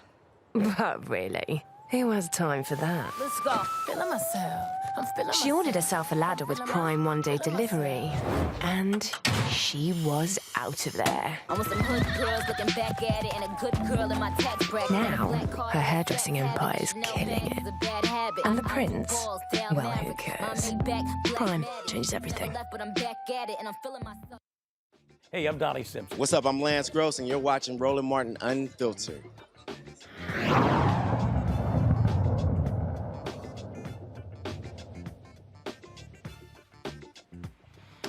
All right, folks. So today is Veterans Day here in the United States, and when we think about how America treated its veterans, it has not always been good, especially its black veterans. Congressman Jim Clyburn, as well as Congressman Seth Moulton of Massachusetts, they want to fix a particular issue. This is the Philadelphia Inquirer, and they're reviving, this is what the lead says, reviving an effort to pay the families of black service members who fought on behalf of the nation during World War II for benefits they were denied or prevented from taking full advantage of when they return home from the war. They would give benefits to the surviving spouses and all living descendants of black World War II veterans whose families were denied the opportunity to build wealth with housing and educational benefits through the GI Bill. Now, people don't understand this here. And I want to go to Greg first on this because there was a book that was done, Greg, called When Affirmative Action Was White. I think it was Ira Katzenbach. Yeah, that's right. I think it was, and that was. Yeah, that's right. Huh? That's right. Ira Katzenbach. And yes.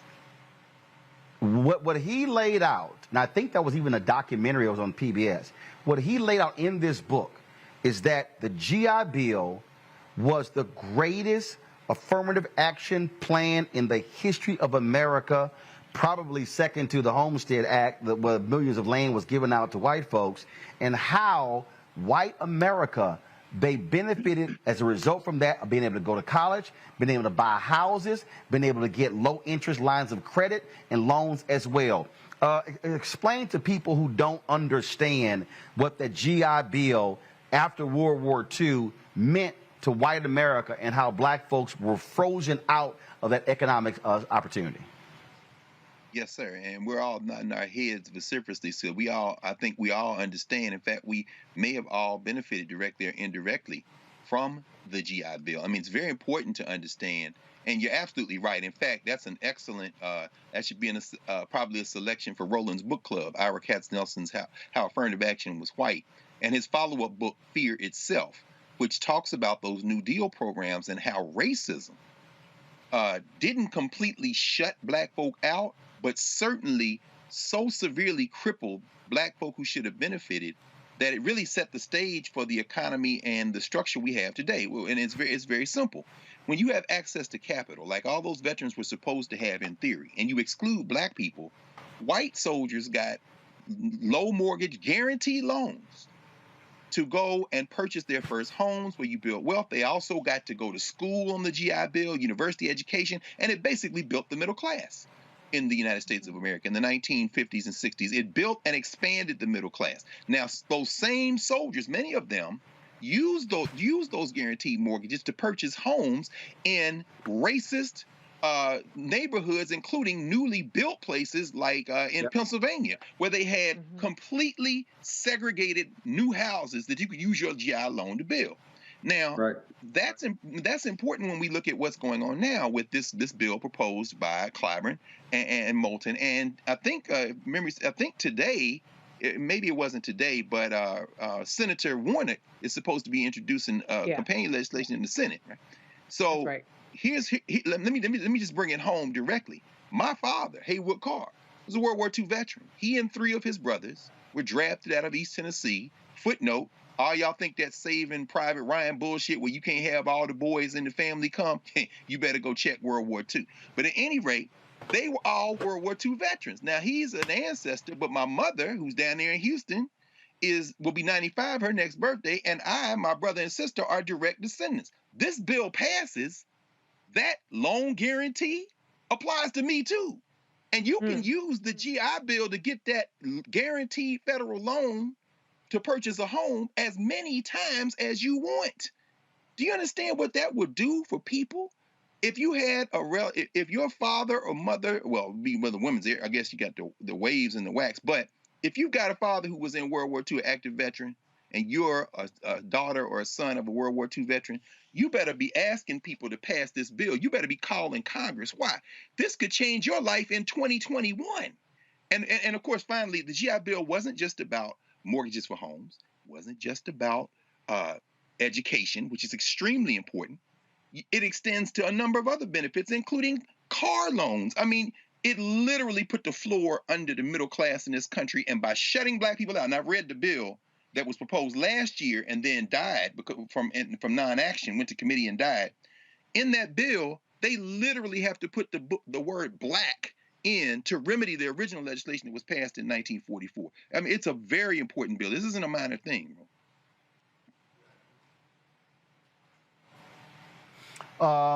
Again, Reese, you often get a lot of people who yell, holler, and scream at Congress. What's the CBC doing? When are they going to get reparations? Well, the reality is this is about affecting the people who were directly impacted. That's what this bill is. And so I wonder if, again, what did I say earlier? Mobilize and organize. If you're out there and you've been yelling, howling, and screaming about reparations, are you waiting on HR 40? What you should be doing is also saying, pass this bill, because when you talk, this is not just the spouses. It's the spouses and the children. Right. That's a whole bunch of black mamas and daddies out there, which then means their children are going to be benefiting. You know, Roland, I'm looking down because there's been a commenter in your Facebook feed that's been talking about ADOS 101 and reparations, and I haven't seen it pop up during this discussion. What happened? Where you at? Because this sounds a whole lot like reparations if you ask me. Oh, there he is. Okay. Well, you know, I think it's interesting to see how little people mobilize, people who are supposedly, you know, single issue voters around the issue of reparations, around things like this, the Tulsa descendants, and that wasn't federal legislation for them to get reparations from the federal government. But even in that case, they're seeking reparations from the state of Oklahoma and other parties. You don't see the same energy behind that. This is an incredibly important bill that needs to see a lot of mobilization behind it. We can't constantly say, what's the CBC doing? What's the Democratic Party doing? And then you don't put your energy behind something like this that's very transformative. When you couple the way that Black people were systemically excluded and purposely excluded from the GI Bill with redlining, as Dr. Carr pointed out, how white people were able to move into these racist neighborhoods. They were able to accumulate so much wealth. So much of the wealth gap actually comes from housing, from home ownership. And so there are so many layers of discrimination baked in. Not every single Black person is going to benefit, obviously, from it. But as a whole, as a community, if we care about our community, then this is something that we should all be able to get behind, unequivocally. And here's the deal. Here's the deal, DeMario. This is where you challenge Republicans. Oh, I thought y'all loved the military. I thought you love our veterans. That's true. Will you support it? Yes or no? Yeah, Roland, this is something that's very personal for me, coming from a military family, going back to my 4-time great-grandfather who served in the U.S. Seminole Wars in the 1800s, to my great-grandfather, who was a World War I military veteran, to my father, who was a Vietnam combat veteran. The reality, Roland, to what you're saying about telling people that you need to support this. Listen, acknowledgement is not enough. We know what happened. We know that Brother Carr, Dr. Carr's family was shut out, and so many of my great uncles and so many people were shut out. To acknowledge a wrong but not rectify it is the epitome of white supremacy. It is worse to not acknowledge if you're going to acknowledge and not rectify. So yes, this is something we should more mobilize, but Roland, I like what you said, more than mobilize, organize. Mobilization is great, but that's just a flare-up mentality. We have to be organized for sustained action. And this is a bill that's going to take sustained action to get, as Dr. Carr said, get to committee, and then get out of committee, then get out of the House, then get passed through the Senate, and then actually get to the president's desk. That takes a lot of work. But in my personal experience with the CBC, they are accessible. In my personal experience with the people like Representative Sheila Jackson Lee and Congressman Horsford and Congresswoman Maxine Waters and so many more, they will work with you. And this is an area that will benefit substantially hundreds of thousands of Black people to have these type of tools and assets to create wealth. So I think it's an outstanding bill. It's something we're certainly going to help mobilize. It's also important to me because my client, Hughes Van Ellis, one of the 3 living survivors of the Tulsa Race Massacre, 100+ years old, he is a World War II combat veteran, and he's dealing with this issue right to this day. And he and his children can definitely benefit. This is a bill that must pass, and we must put all our efforts behind it as an entire community. That's right. Roland, can I just say, folks, gotta go to the break real quick. Yeah, go ahead, real quick.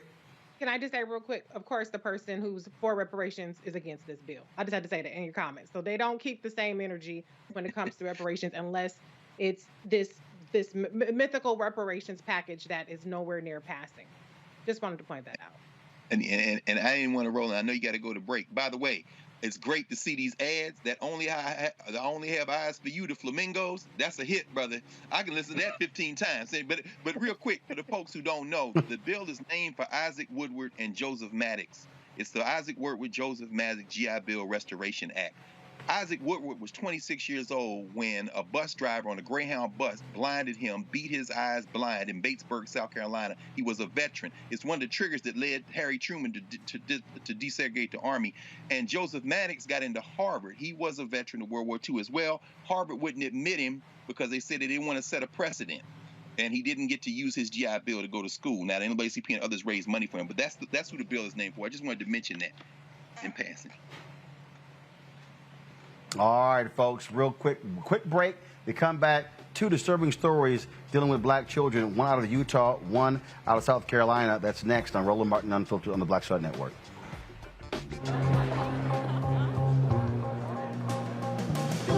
Are the stars out tonight?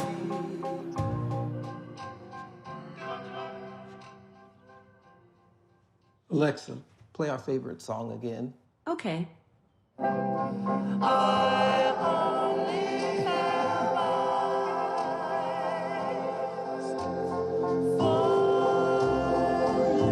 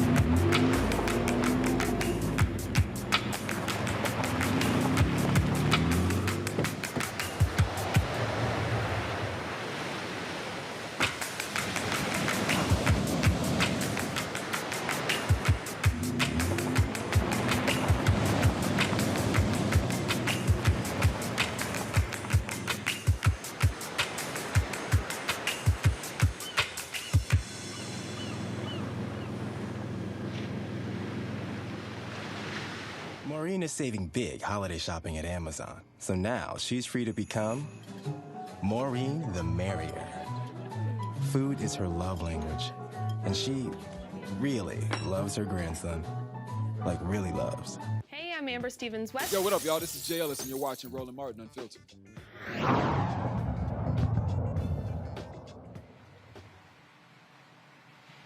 All right, folks, welcome back. In South Carolina, a 90-year-old was forced to clean a school bathroom with a toothbrush. Andrea Garrison, the principal of Jefferson Elementary School, allegedly handed out the punishment days after the student put too much toilet paper in a commode. The child's grandfather voiced his disdain at the Chesterfield County School District Board meeting. My blood, my granddaughter, 9-year-old child, who cannot stand here before you like I have and have done before. Like the previous speakers, I agree with them wholeheartedly. But what has been done to my granddaughter, I am a broken man. You didn't break her, because I will not let her fall. But you have broken me, you have hurt me to my heart.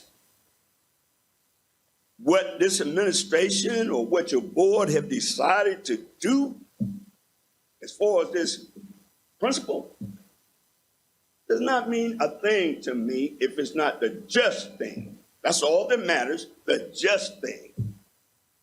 Now I will read my statement. I'm here before this panel and others to say something that I never thought I would ever say. I surrender. I surrender.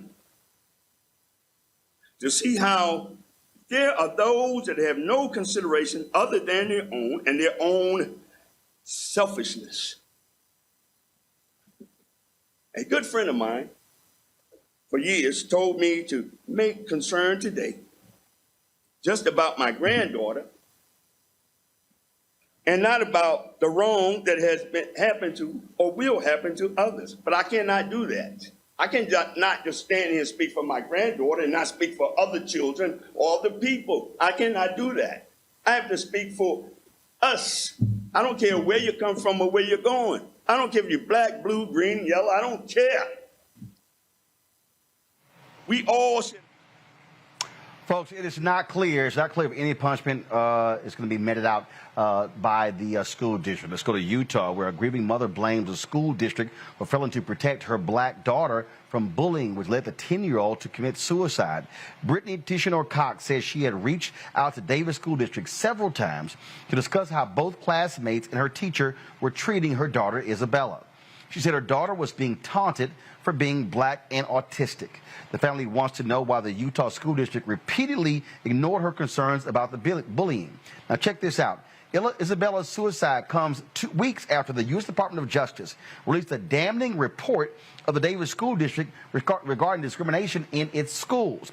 Investigators found that the district administrator intentionally ignored serious and widespread racial harassment in its school for years, failing to respond to hundreds of reports from black students after being called the slave, the N-word, and hearing threats about them being lynched.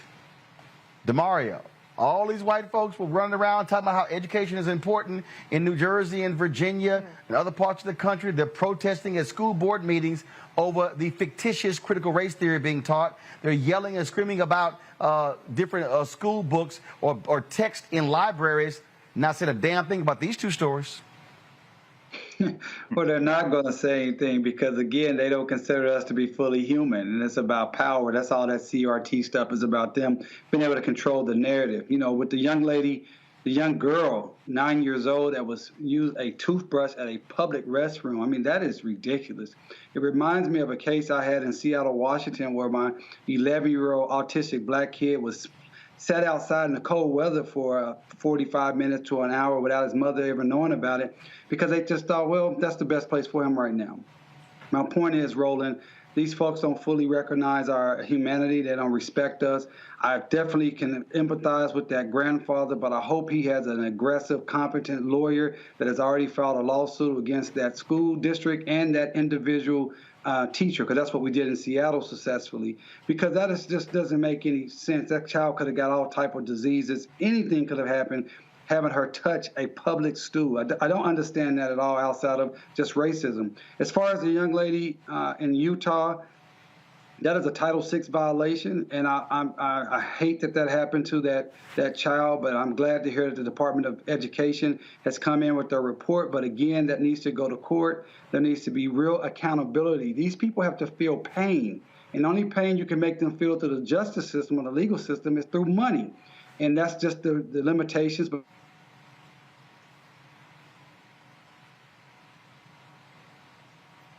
looks like we froze DeMario. Greg, your comment. Yeah, I looked up this woman, the principal there, and the school, Jefferson Elementary. It's only about 375 students. They're 100% Title I. They qualify for free lunch, so they're under the line in terms of class. About a little over half white, 55% white, 30% black, and the rest, various combinations. And that county actually, Chesterfield County, is on the border with North Carolina. In fact, Cheraw is a city in there. That's where Dizzy Gillespie is from, actually, John Burst Gillespie. They racist as hell. So, to hear this elder say that it broke him, no, brother. I tell you what, and I'm just saying this, I'm not advocating for violence, but having worked in Philadelphia public schools and continue to do work in Philadelphia with education, if a child had come home and told their parents or grandparents in Philly that the school teacher had given them a brush and said clean, they would have went into school, beat up the principal, whoever saw it, whoever heard about it. So what we basically see is that in this country, and again, that other case, I agree with Mario, his Title VI case, what we see is they don't care about education. They care about control. They're going to break black people. My students, I say this very quick, my students at Howard, I was having this conversation with them earlier this week, my Education in Black America class.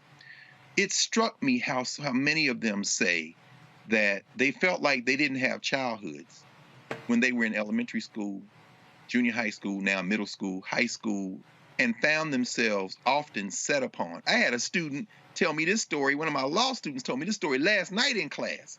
He's from a town in Georgia, one of those towns where they have 2 separate proms and 2 separate homecoming queens. But the parents of the school, Roland, when they were in middle school, had a meeting because the white girl was dating the black boy. Her parents from Australia didn't care, but the white parents of the other students in the town had a meeting to discuss what must be done. And they tried to hide it by saying, oh, well, we don't want them dating. They're too young to date. But other children were dating. It was the interracial dating that they literally had a meeting, man. Had a meeting and wanted this girl to transfer from the school. This is not going away, y'all. You can't pray it away. You can't convince it away. All this going to take a fist. Organizing and struggle on all levels. Reese. It's demonic, for starters. It's just demonic. It's sickening to hear once again the way that black kids are being terrorized and their spirits are broken. In the case of young Izzy, the young girl in Utah, this whole farce about education being an issue and, well, when it's too early to teach white kids about racism, I won't say all, some of them are already being indoctrinated at home with racism. The problem isn't about them learning about racism. They're executing racism. They are acting out racism in their classrooms. The problem is with them being forced to face how despicable it is because the people that they are inflicting harm upon are also human beings. That's what the real threat is.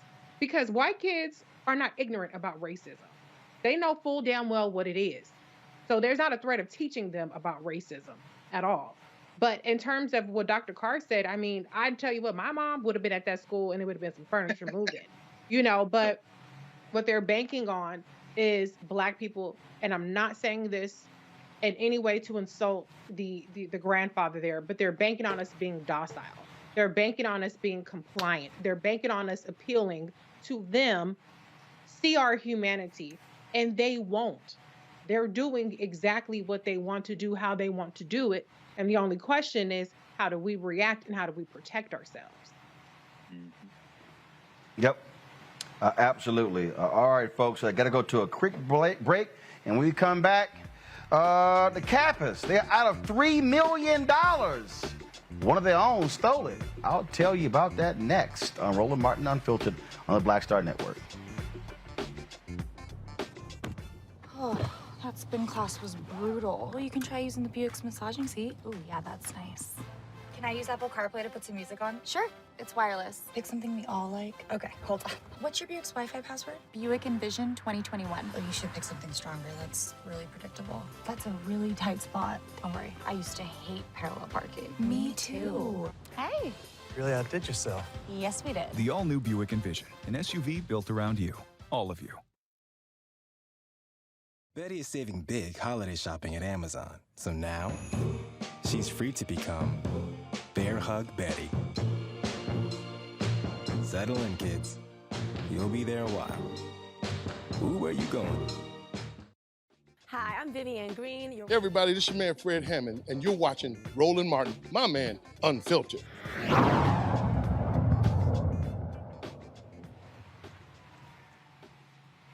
All right, folks, welcome back. The former finance director for Kappa Alpha Psi Fraternity Incorporated has pled guilty in federal court to stealing $3 million from the fraternity. Curtis D. Anderson appeared before U.S. District Judge Timothy Savage in Philadelphia.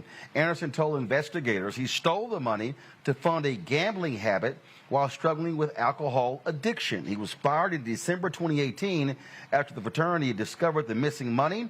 The judge is allowing Anderson to remain free until his sentencing in February. The maximum sentence he could be as high as 82 years in prison and a fine of more than $1 million.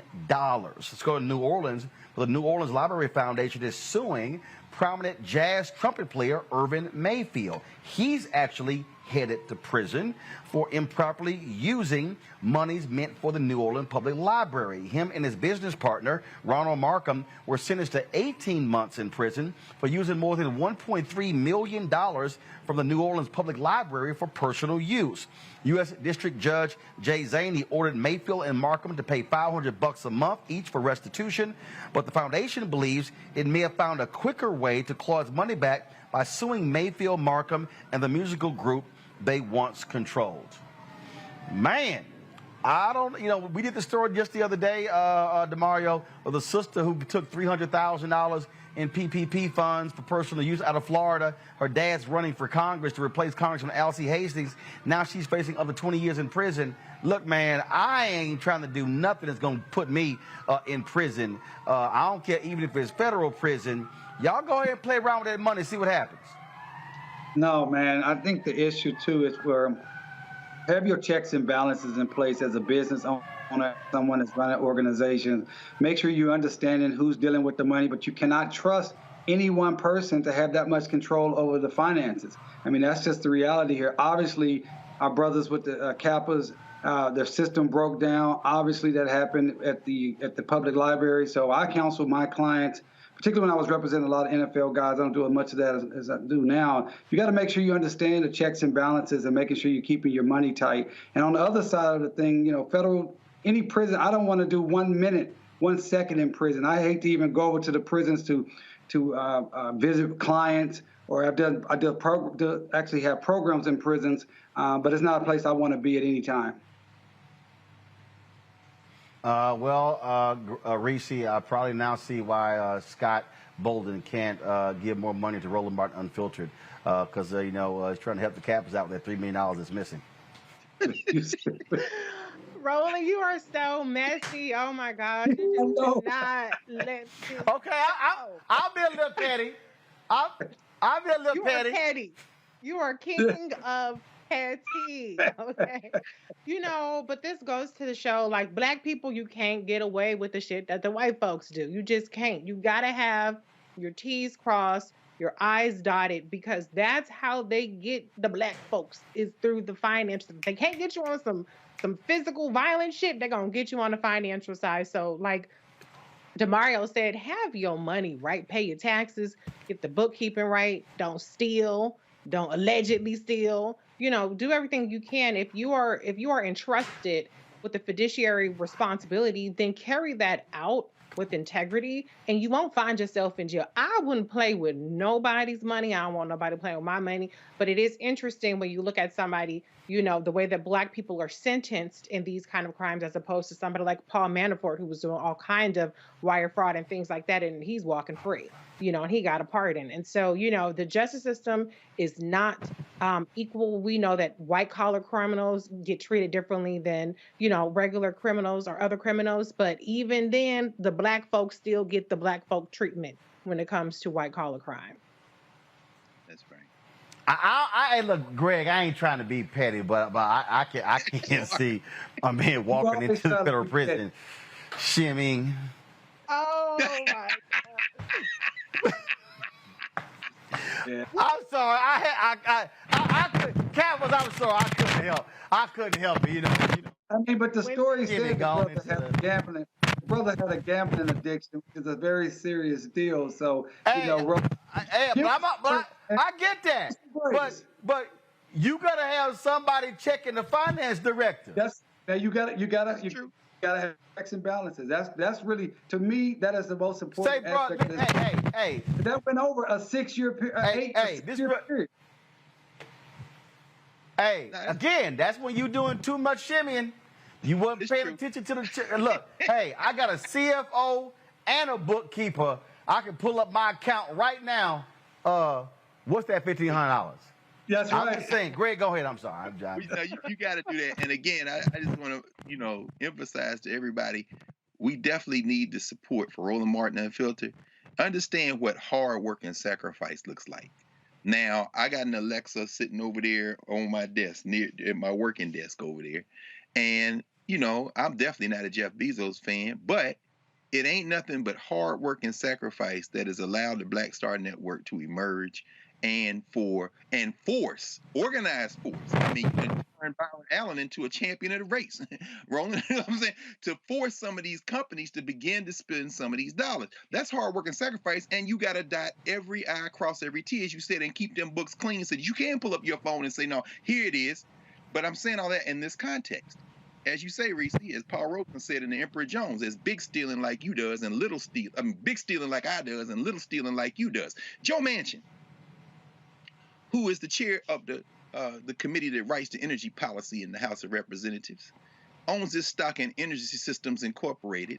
He made almost $500,000 last year in his stock and dividends, and his wife made just about as much, and he turned over control of the firm to his son Joseph. They stealing in a country, in a state that's 50th or 49th or 48th in damn near every category that matters in politics. Now, when you look at what happened in New Orleans, that ain't no money compared to the big legal stealing they're doing. However, they had to cancel a literacy program in that New Orleans thing with the public library.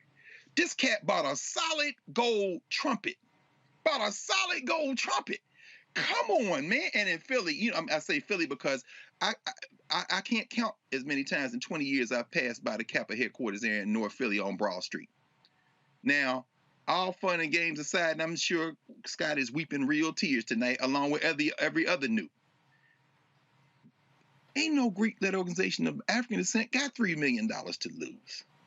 That is literacy programs, that's voter registration, that's everything you've been talking about, Roland. Get out the vote campaigns, get scholarships to children. And you're right, DeMario, gambling is a hell of an addiction. And we know Philly is just a hop, skip, and a jump from Atlantic City. So when I saw the name of the casino, I said, I know what this brother was doing. But dude, 78 checks? Who's the comptroller for Kappa Alpha Psi? How did 6 years. Anyway, I'm going to pause with that. It's mind-blowing. 6 years. It did over a 6-year period. 2015. In fact, I got a cap. I got a cap on YouTube who are mad. 'Cause I'm like, dude, come on now. I mean, first of all, doggone well. Dale Morrow, he goes, that last comment by Roland Martin has stopped me from sending any money, and I repeat, any money to his program, no matter how valuable it is to the community. Yeah, I can be petty too. It's all good, Dale, because let me shout out those who sent us money during the show. Carita Byers, Vincent Kemp, Tommy Williams, Stephanie Avent, Rodney, Camille Yeverton. I want to thank all y'all for sending in support for the Roland Martin Bring the Funk fan club during the show. Let me also, matter of fact, let me just go ahead and just type in here. Let's see, Charles Richardson, I appreciate it as well. Thank you so very much. Again, we got our folks who support the show. Let me give some more. Timothy Parks, thank you so very much. Let's see here. Frederick Wright, Willard Rose, Krishana Johnson, Kenneth Antoinette Noel, Jasmine Green, Frederick Jones, Constance Converse. Let's see, Tommy Long, Ernestine Lawrence, Letitia Crite, Adora Caldwell, D. Davidson, Mary Spicer, Robert, Verdale Lee, Donald, Justin Collins, Vincent Brown, Charmaine Wallace. I want to thank y'all. And let me see, that's the folks who just gave via Cash App.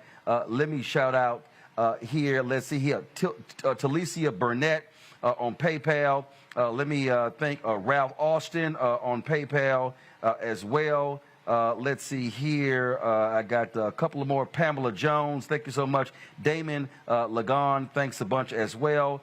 We also have Eric Deering as well. So, folks, if y'all give to us on YouTube, I appreciate that. But remember, we only get 55% of all you give on YouTube because they keep 45%. So if you give to us direct, we get the whole 100%. So, PayPal, R. Martin, Cash App is $RM Unfiltered. PayPal is R. Martin Unfiltered. Cash App, $RM Unfiltered. PayPal, R. Martin Unfiltered. Zelle is Roland at RolandSMartin.com. Roland at RolandMartinUnfiltered.com. And then, of course, Venmo is RM Unfiltered. And I will soon have the address for y'all to send stuff to. We moved. We want to make sure our mail, everything gets transferred. So I'll have some of y'all still want to send physical checks. I appreciate that. We'll do that real soon. I'm back. So we're here tomorrow, live from LA. DeMario, Greg, Reese, I certainly appreciate y'all. Thanks so much. Erica Savage Wilson, normally on Thursday. We're still praying for you to get better.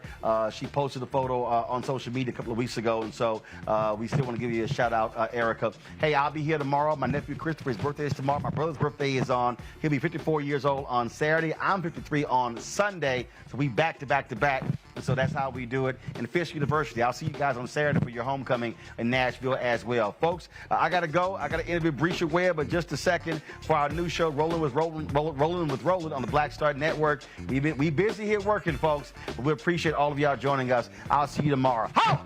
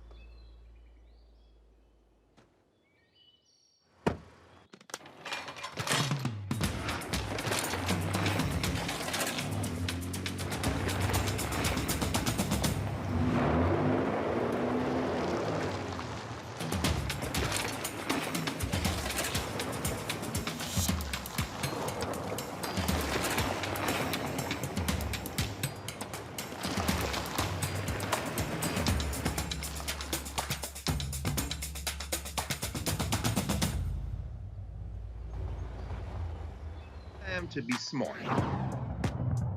Roland Martin's doing this every day. Oh, no punches! Thank you, Roland Martin, for always giving voice to the issues. Look for Roland Martin in the whirlwind, to quote Marcus Garvey again. The video looks phenomenal, so I'm really excited to see it on my big screen. Support this man, Black Media. He makes sure that our stories are told. See, this difference between Black Star Network and Black-owned media and something like CNN. I got to defer to the brilliance of Dr. Carr and to the brilliance of the Black Star Network. I am rolling with Roland all the way. Honored to be on a show that you own. A black man owns the show. Folks, Black Star Network is here. I'm real revolutionary right now. Wow, Roland was amazing on there. Stay black. I love y'all. I can't commend you enough about this platform that you've created for us to be able to share who we are, what we're doing in the world, and the impact that we're having. Let's be smart. Bring your eyeballs home. You can't be Black-owned media and be scared.